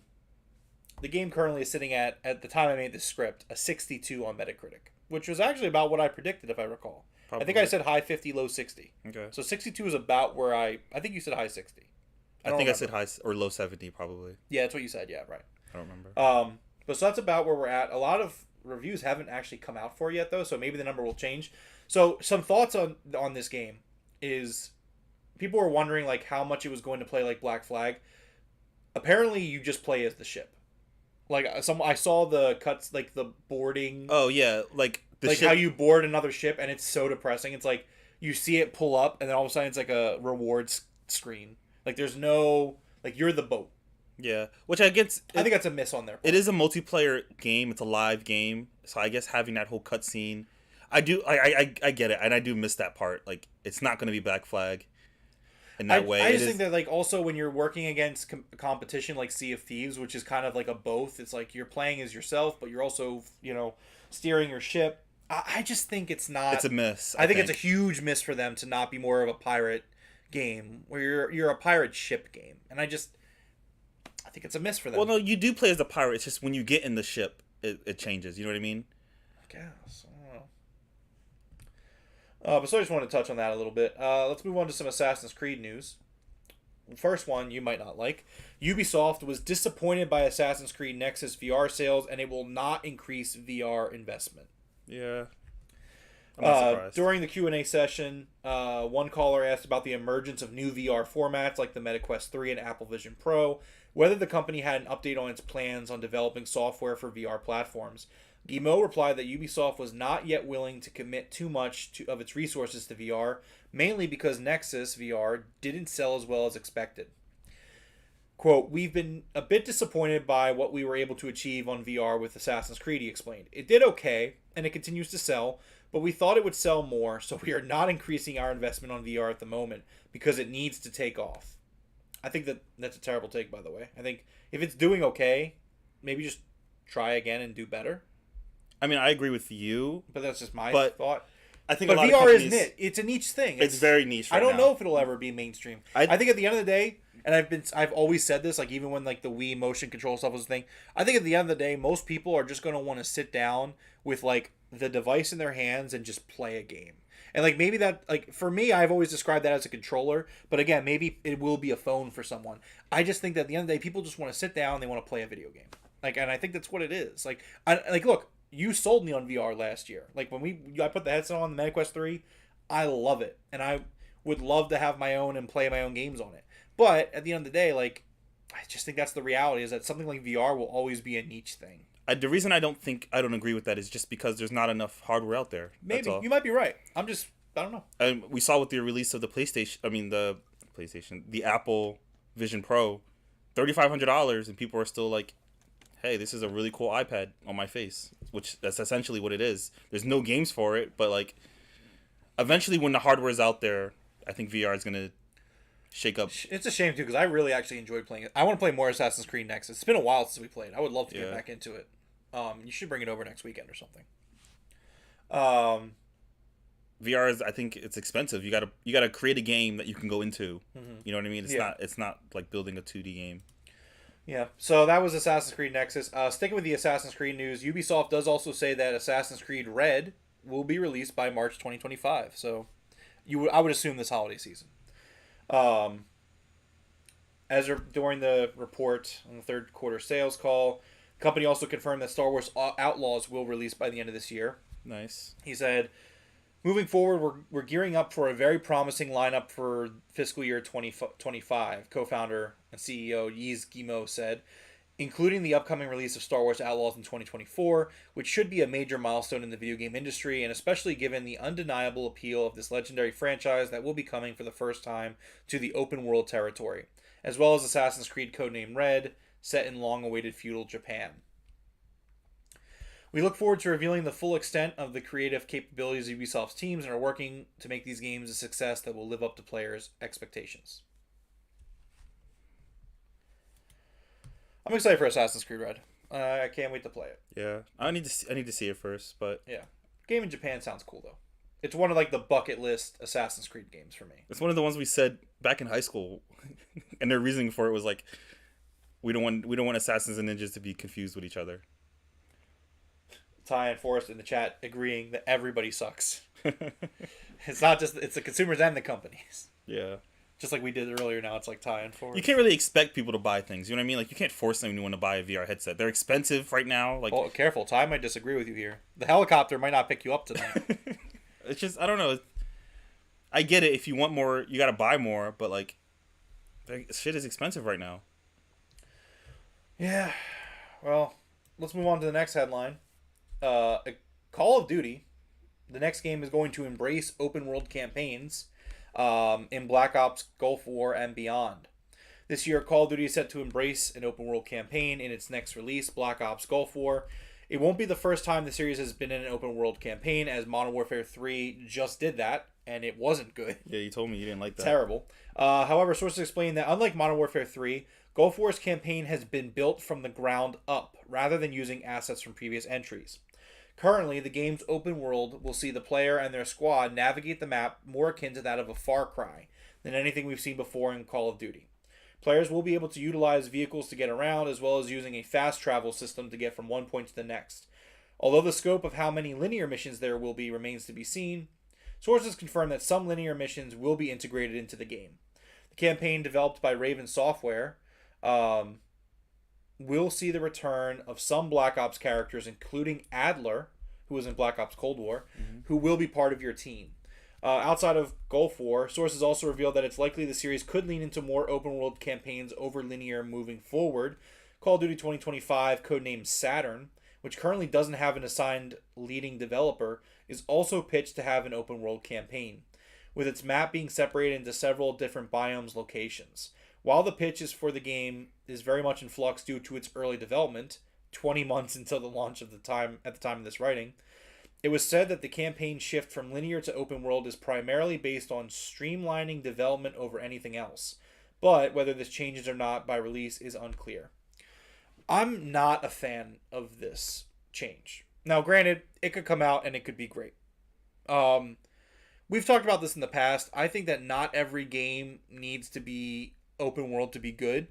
I just don't think that it needs to be. Yeah. And we'll see how this goes, but like one of my favorite things about Call of Duty, and like I had you play most of them, so maybe you can agree with this.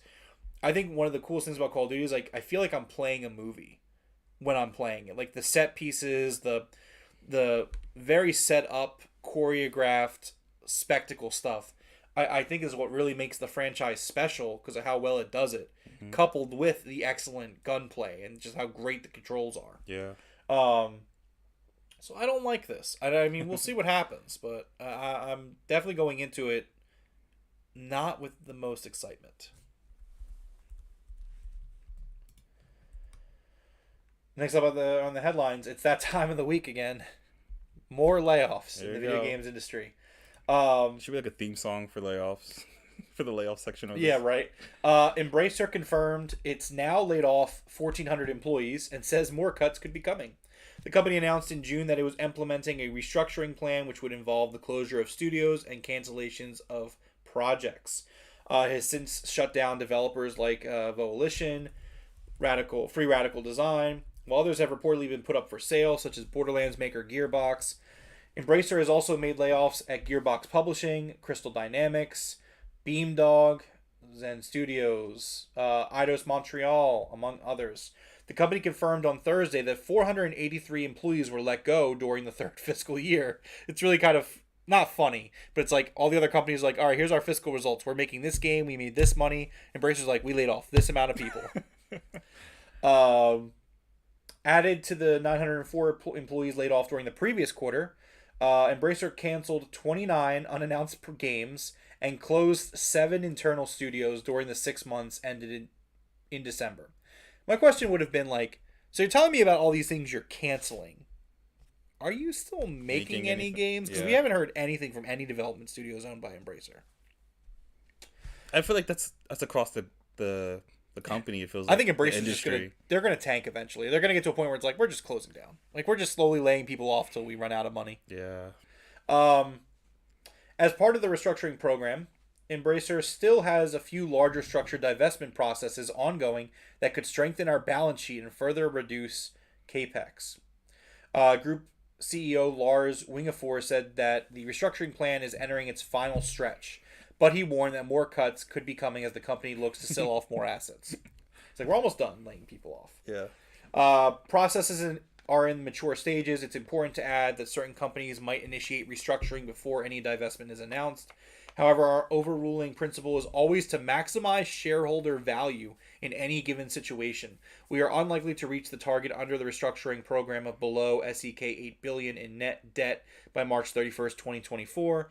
However, divestments could significantly reduce debt post March 31st. So, a lot of people were dunking on them here. Like, and Ty is not going to agree with this sentiment, I know already. But the sentiment where he's like, our overruling principle is always maximize shareholder value. People are like, or your employees, just a thought. Yeah. People were kind of dunking on them for that quote.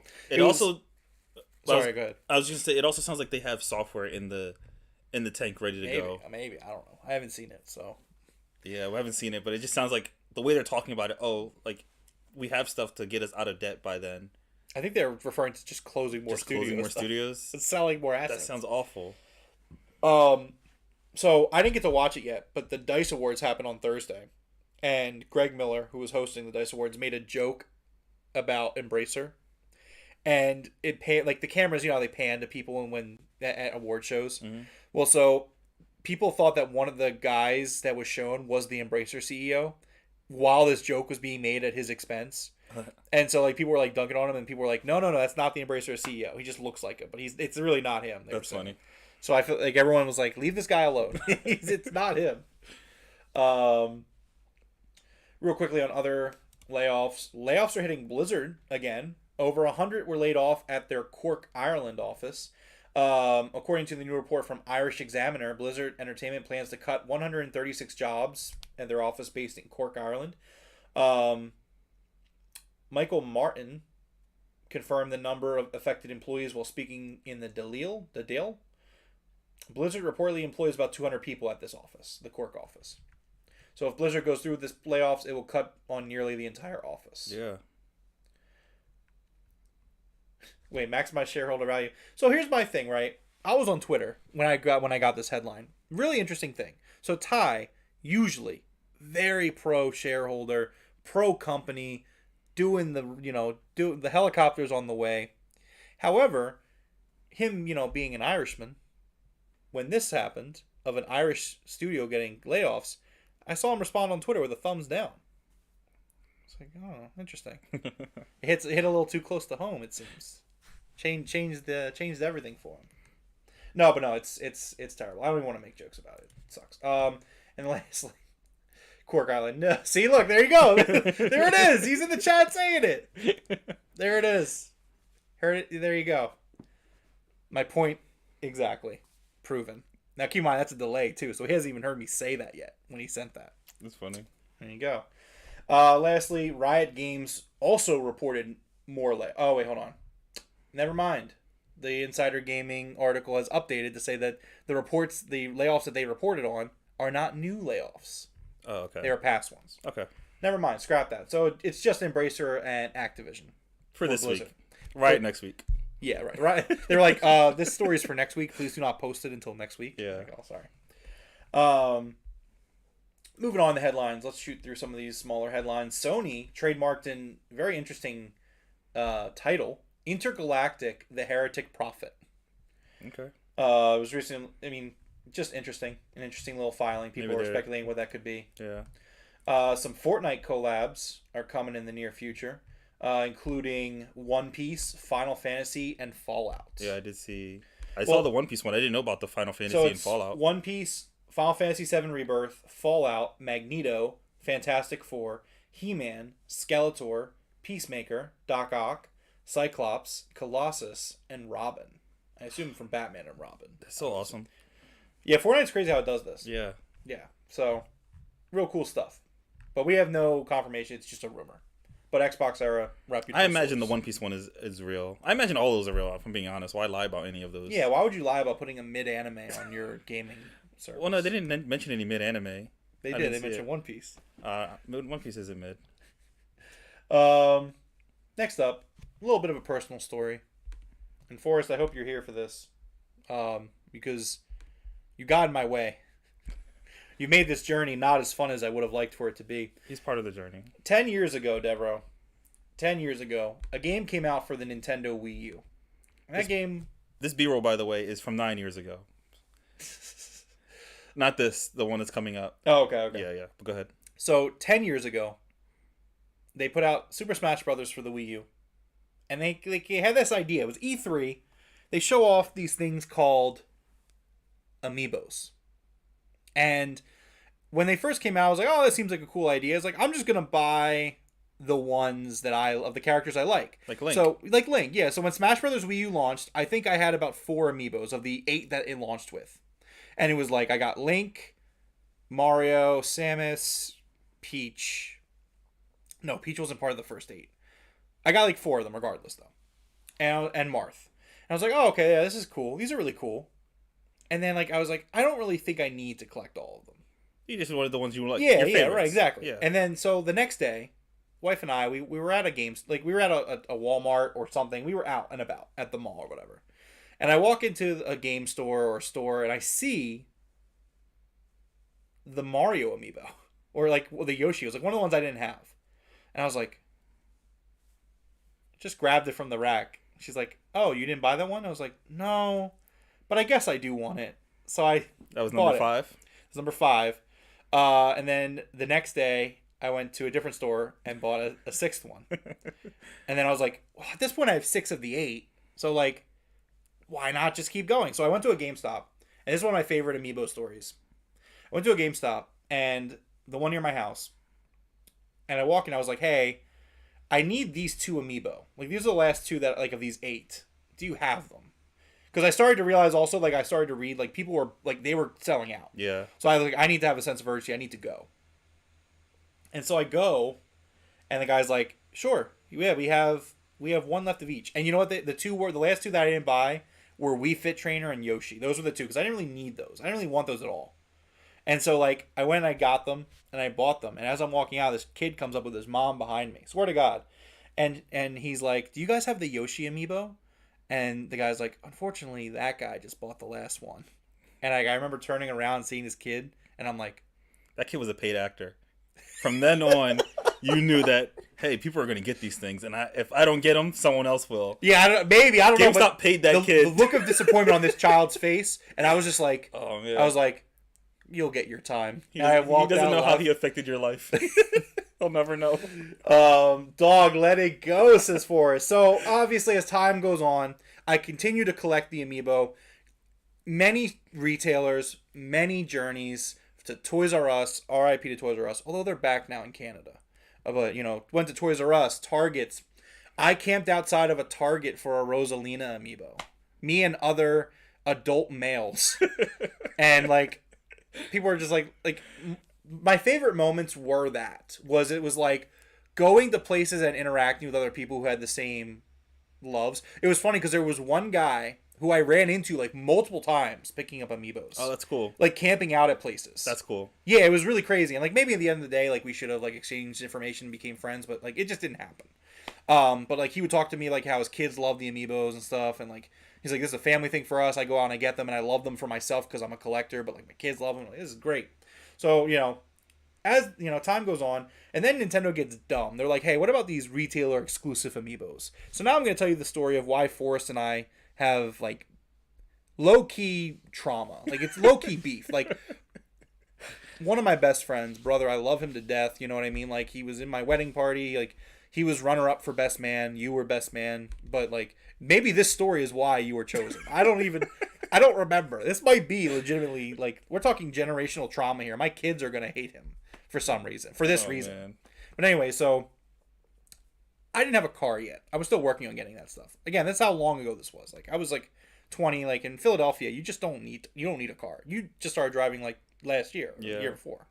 But anyway, so there was this goddamn Sonic the Hedgehog amiibo. It was a Best Buy exclusive.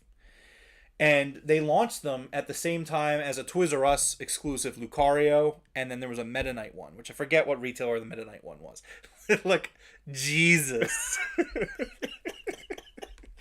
But so I was able to get my hands on the other two. And I was like, I needed a way to get to Best Buy. I found out like that Best Buy was going to have the Sonic amiibos on this day. The only one I couldn't acquire online was the Sonic one. I was like, I need it.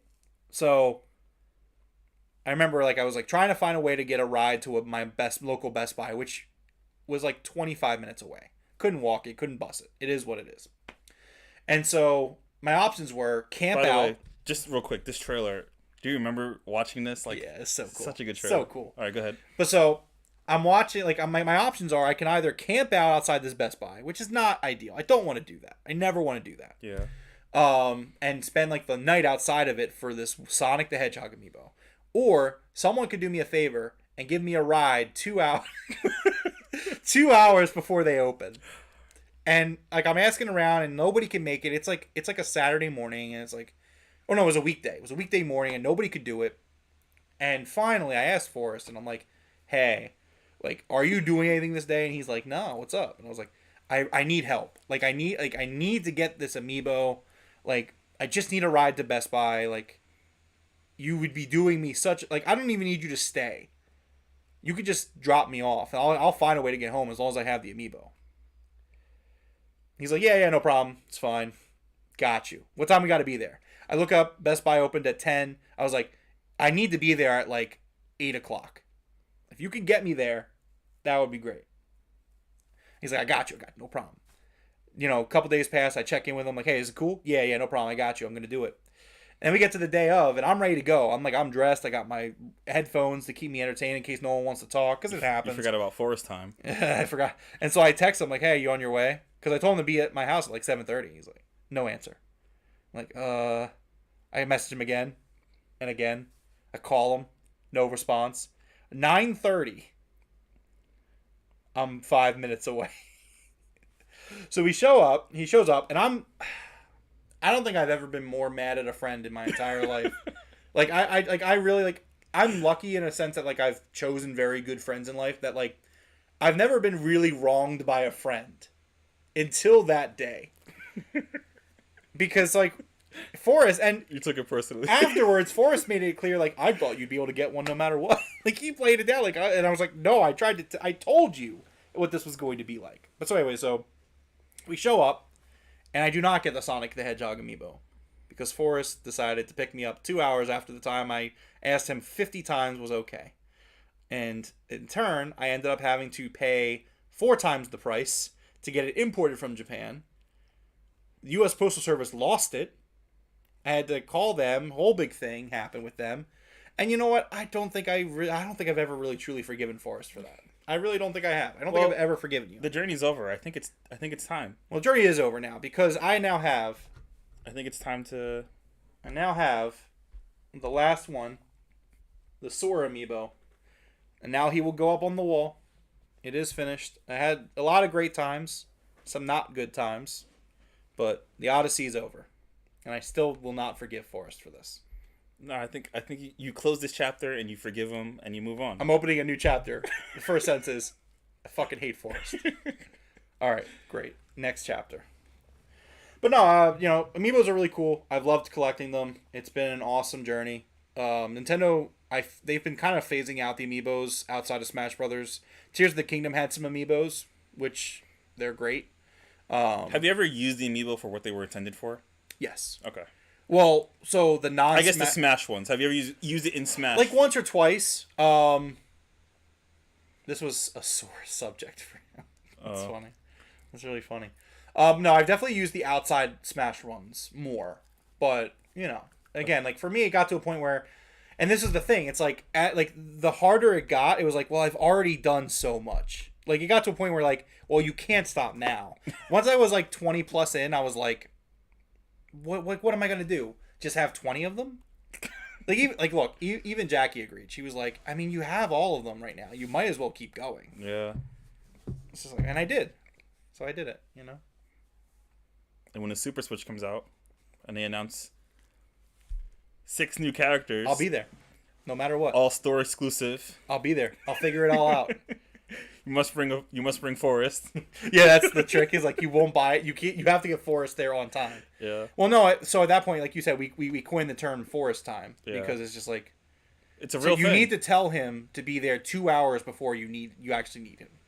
Yeah. If you need him at 1 o'clock, you need to tell him to be there at 11. This is how addicts think. He's definitely an addict. You're definitely an addict with these things. But I think anyone who buys, you have to with the amiibo, or else you just don't get one. Yeah, exactly. Like I shouldn't have even started then. There was no point in me starting, but I did. I did it. Yeah. So what was I gonna do? Like have 30 of them and not get all of them? Like I've already spent do 30 times 15. Yeah. I mean, do 15 times 95. That's how much I spent on. Put yourself in his shoes. If it was a Kamen Rider belt, you'd be just as pissed. Exactly. Yeah, that's a great way of putting it. Actually, if I had stopped you, Forrest, from getting a Kamen Rider belt, how would you have felt? I don't think you would have felt very good. Just saying. Anyways, I wanted to take that time on my platform. I'm very happy with myself. It was fun. It was a great time. All right. Let's see. Next up, the Immortals of Avium developer said that the game was an awful idea. The game was released in August 2023. Paltry reception, failed to secure traction in a bustling market in a year. Not really. Oh yeah, play it down. That's fine, Forrest. In a recent report written in IGN about the state of the gaming industry, a former developer from Ascendant Studios spoke harshly about Immortals of Avium. They stressed that the development cost was around $85 million, and that EA, the game's publisher, threw in a hefty $40 million for marketing and distribution costs. Wow. This is what that developer had to say about the game.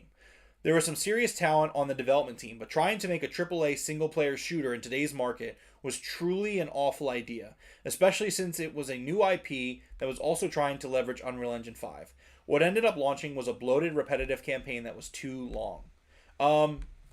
I disagree with this. So he makes this thing where it's like, we shouldn't have tried to make a AAA single-player game. Yeah. I disagree with that so strongly. The most selling game last year was a single-player game. I think they needed a shorter, tighter story because the actual gameplay for the game looks great. I think the game looks beautiful, but I guess when you're playing it, it can get repetitive or something. I think 2023 was just too stacked. Yeah. I was just like, I think that's what it really comes down to. It was too stacked, and there was a lot of great games. Like yeah. it's not like even this game. I don't even know if I played it, I'd probably enjoy it. Like again, it looks beautiful. It's very colorful and dark at the same time. I don't know. Apparently, there was a supermarket chain in the UK that was selling them for £1. I was like, well, I would definitely buy this game for $1 for what it's worth. Yeah. I would definitely do that. Yeah. It sucks. Yeah, it does. Let's shoot through some more of these headlines. We're almost there. Next up on the headlines, RuneScape maker Jagex was acquired in a deal thought to be worth £900 million. Cambridge, UK-based developer and publisher Jagex, best known for RuneScape. Did you ever play RuneScape? A little bit, yeah. I loved And RuneScape as a kid. Middle school. I yeah. loved RuneScape. RuneScape was so good. That was my first membership, like gaming membership. I was paying $5 a month for that premium, whatever it was. The game has generated over $1.5 billion in lifetime revenue, with some 320 million player accounts created since it was released in 2001. It plans to release Scum, an open-world survival title currently available in Steam Early Access later this year. CVC is a Luxembourg-headquartered firm with 188 billion euros in assets, including a large sports portfolio, with Austin-based Haveli has previously invested in Dead by Daylight developer Behavior Interactive, among other companies. So, Rise of the Ronin is not coming out in Korea. The report claims it's been claimed that the Rise of Ronin, the upcoming PlayStation 5 exclusive, will not be released in South Korea next month when the game launches globally. This is reportedly due to controversial comments made by the game's director at Team Ninja, Fumihiko Yasuda. Owing to political animosity between South Korea and Japan, these inflammatory comments have pushed Sony Interactive Entertainment to block Rise of the Ronin from launching in South Korea.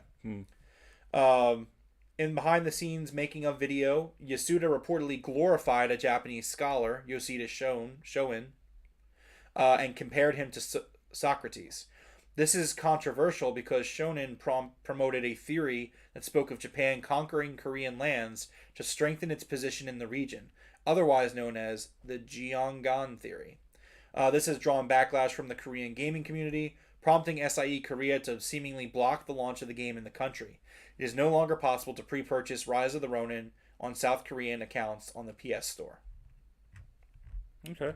What an interesting thing. It's like, hey, you know this one scholar from like a long, long time ago? He was a genius. Like, all right, interesting.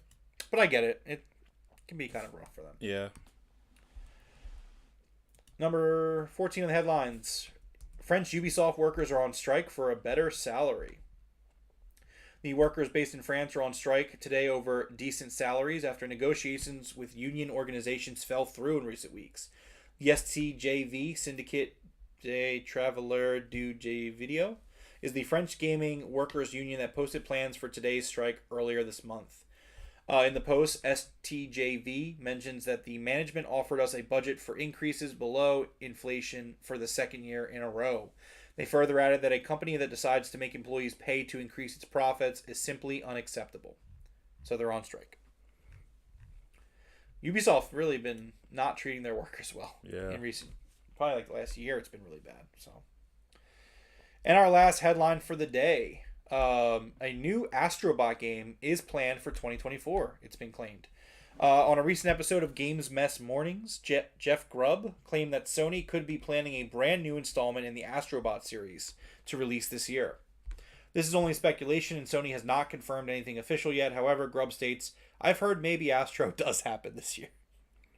I always love that leaker talk where it's like someone definitely told him this, and it's someone he trusts, but also like there's not like a double guarantee or a double confirmation. He's like, "I've heard that maybe Astro does happen this year." It's a little weird because the Astro games are usually like tech pieces, like so I can see maybe tech demos. Astro VR, maybe. I just don't know what you put That's out. probably what it is. Yeah, I see Astro VR, but yeah, we'll see. They're a great developer. Like they are. You know, the games are I usually love good. the Astro game on my PS5. The games are fun. It was dope. Yeah, it's really cool. But yeah, so that's the headlines for the week. Obviously, a lot going on. Thank you to everyone hanging out with us here tonight. We're gonna run through the game releases real quick before we get out of here. This is the game release lineup for this week, the week of February 19th. Coming out on the 20th, we have Balatro for the PS5, Xbox Series, PS4, Xbox One, Switch, and PC. Comp 2 for the PS5, Xbox Series, PS4, Switch, and PC on the 20th. Last Epic for the PC on the 21st. Terminator Dark Fate Defiance for the PC on the 21st as well. Ink Ul Nadi I've heard of that game. For the PS5, Xbox Series, PS4, Xbox One, Switch, and PC on the 22nd. Pacific Drive comes out on the PS5 and PC on February 22nd. Oh, Sons of Forest. I didn't know that he Here's I some didn't know. Sons. Yeah. Oh, wow. I had no idea. Comes out on PC on February 22nd. And Splatoon 3 Expansion Pass Side Order comes out on the Switch on February 22nd. Deborah, do you have a pick for the week? Honestly, no. If I'm being completely It is honest. kind of a slow week. Yeah. So I guess Sons of Forest, I've seen gameplay of it. It's a survival game, like Okay. survival horror type game. So I'm in a similar situation. I'm going to take Pacific Drive this week. Okay. I've seen some stuff at some State of Play, seen some gameplay. Game looks good. Yeah.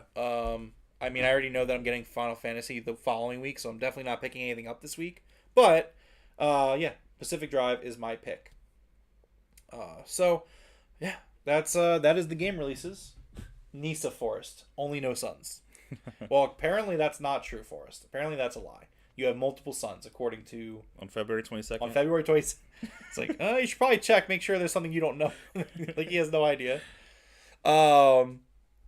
All right, so yeah, that's gonna pretty much do it here for us. I've been playing games. I've been playing Final Fantasy 16. Finished it up. I enjoyed it. Okay. Very, very long game.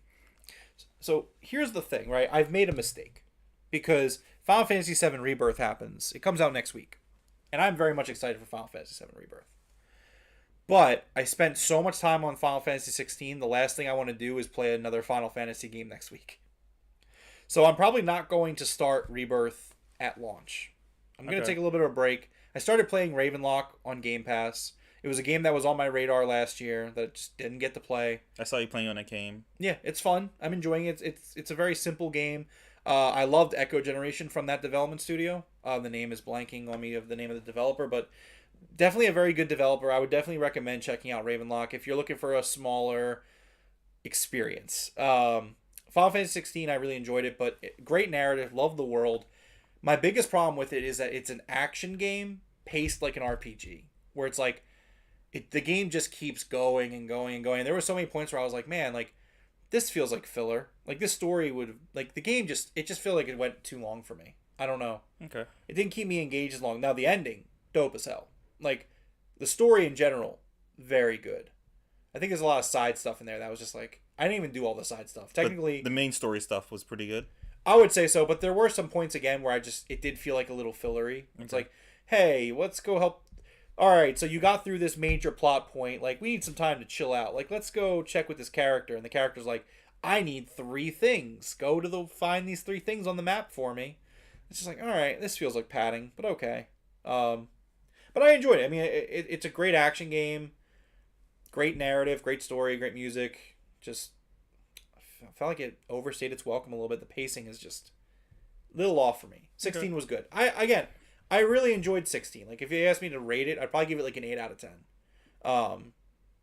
It just felt like there were times where I was like, man, this is just going on really long. Story though, very good. Very, very good story. What are you going to play next in terms of new games? You have not played Mirage, right? No, I played Mirage. You played Mirage. I started the year off with Mirage. Okay. I haven't really decided yet. I don't have an answer yet. Okay. Right now I'm playing Ravenlock, and then there's another game I might check out on Game Pass called Planet of Lana that came out. Heard of that And then one, it's been a while since I played a Zelda game, and my next Zelda game is Minish Cap, which is not a big Zelda game. So I might take a little bit of a break and play some smaller titles. The thing with Final Fantasy Rebirth is I want to play the Crisis Core remake that came out. I have it. It's in the backlog. Mm-hmm. So I'm going to have to play that before I play Rebirth. So at least for me, that's what I want to do. Because I'm not sure... It's interesting because I know Crisis Core is like a remake of the PSP Crisis Core, but like I don't know if it ties in with this newer remake games. So I don't know, but yeah, that's kind of where I'm at with it. Forrest says the Mirage is that it was a good game because it's bad. What? I don't understand. Oh, the Mirage. He's talking about Assassin's Creed? Yeah. He's saying it was a Mirage. It being a good game was a Mirage because it's actually a bad game. It's not that bad. I would say it's enjoyable. Anyways. Final thoughts? Final thoughts is, I love video games. I want video games to do well, and I hope that... I'll play them wherever. I'll find somewhere to play them. I wasn't even gonna ask you what you were playing. Oh no, I mean like Okay. games in general. Oh, because I know you've been busy lately, so you're still working kind of on Zelda. Yeah. For the most part, but not really. Actually, I haven't played that and didn't even finish it. yeah, I played enough. No, I'm gonna get back into that for sure. It's just I haven't played anything. I've been watching a lot of stuff. What are you watching? I just finished Wednesday. That was pretty good. Was it? I liked it. Okay. I'm gonna start Jujutsu Kaisen season 2 because that finished maybe like a few months ago. Okay. Yeah, just watching stuff. Man, that Halo season 2. I imagine it looks. People are saying it's incredible. I believe it. I don't know, man. I'm not getting into it. I might buy the Blu-ray when it comes to Blu-ray. Okay. I think I'm gonna do that. All right.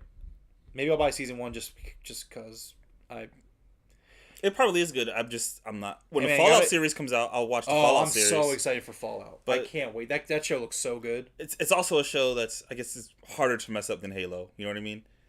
But we'll see. Fair, I think. Because I don't think they're gonna. I don't know if they're gonna follow an existing story. You know, you just have. No, they are. There's some lore. They're going to be touching into some of the lore. Okay. Yeah, it's going to be Okay. like a lean into the lore kind of. Yeah, show. I think that was harder to mess up. You know, you can have people taking off their mask and having sex. I've been watching Star Wars Clone Wars still. I'm enjoying it. Oh, okay. I'm going through my Star Wars. My What very season are you slow. So I'm on season. I just started season 4. Okay. So I'm getting to the point where like the episodes are like because they put out those like last 2 seasons. I'm getting close to those last 2 seasons, which I've heard are phenomenal. Okay. So, but it's a great show. It's crazy how good that show actually is. I had no idea. I've heard a lot of good things about it. It's really good. It's just you got to get through some early filler, but once you get through that, it's extremely enjoyable. Ty says you have to watch Halo season 2. If you don't watch it, it might get canceled. I don't care. Damn. I don't care. You fun with the first season. I don't care. Yeah, they had Master Chief clapping and you lost it. Yeah. I don't need to see Master Chief's face, let alone his ass. You lost me. Oh, no. Oh, and on that note, this has been episode 54 of the Game Room Podcast. Thank you to everyone hanging out with us here tonight. Thank you to Ty, to Forrest, and the other 2 people that were watching. Really appreciate you guys hanging out. If you're not watching live, let us know in the comments what you think is going to happen with the future of video games. Is Xbox going to go fully multi-platform? Is PlayStation? Is everybody? Are we just going to start enjoying video games? Do you sure you don't want to squash the beef with Forrest right now? I'll give you some time. So, I think that there's definitely some validity to squashing beef and letting bygones be bygones. And I just want to let Forrest know that from the bottom of my heart, I will absolutely never forgive you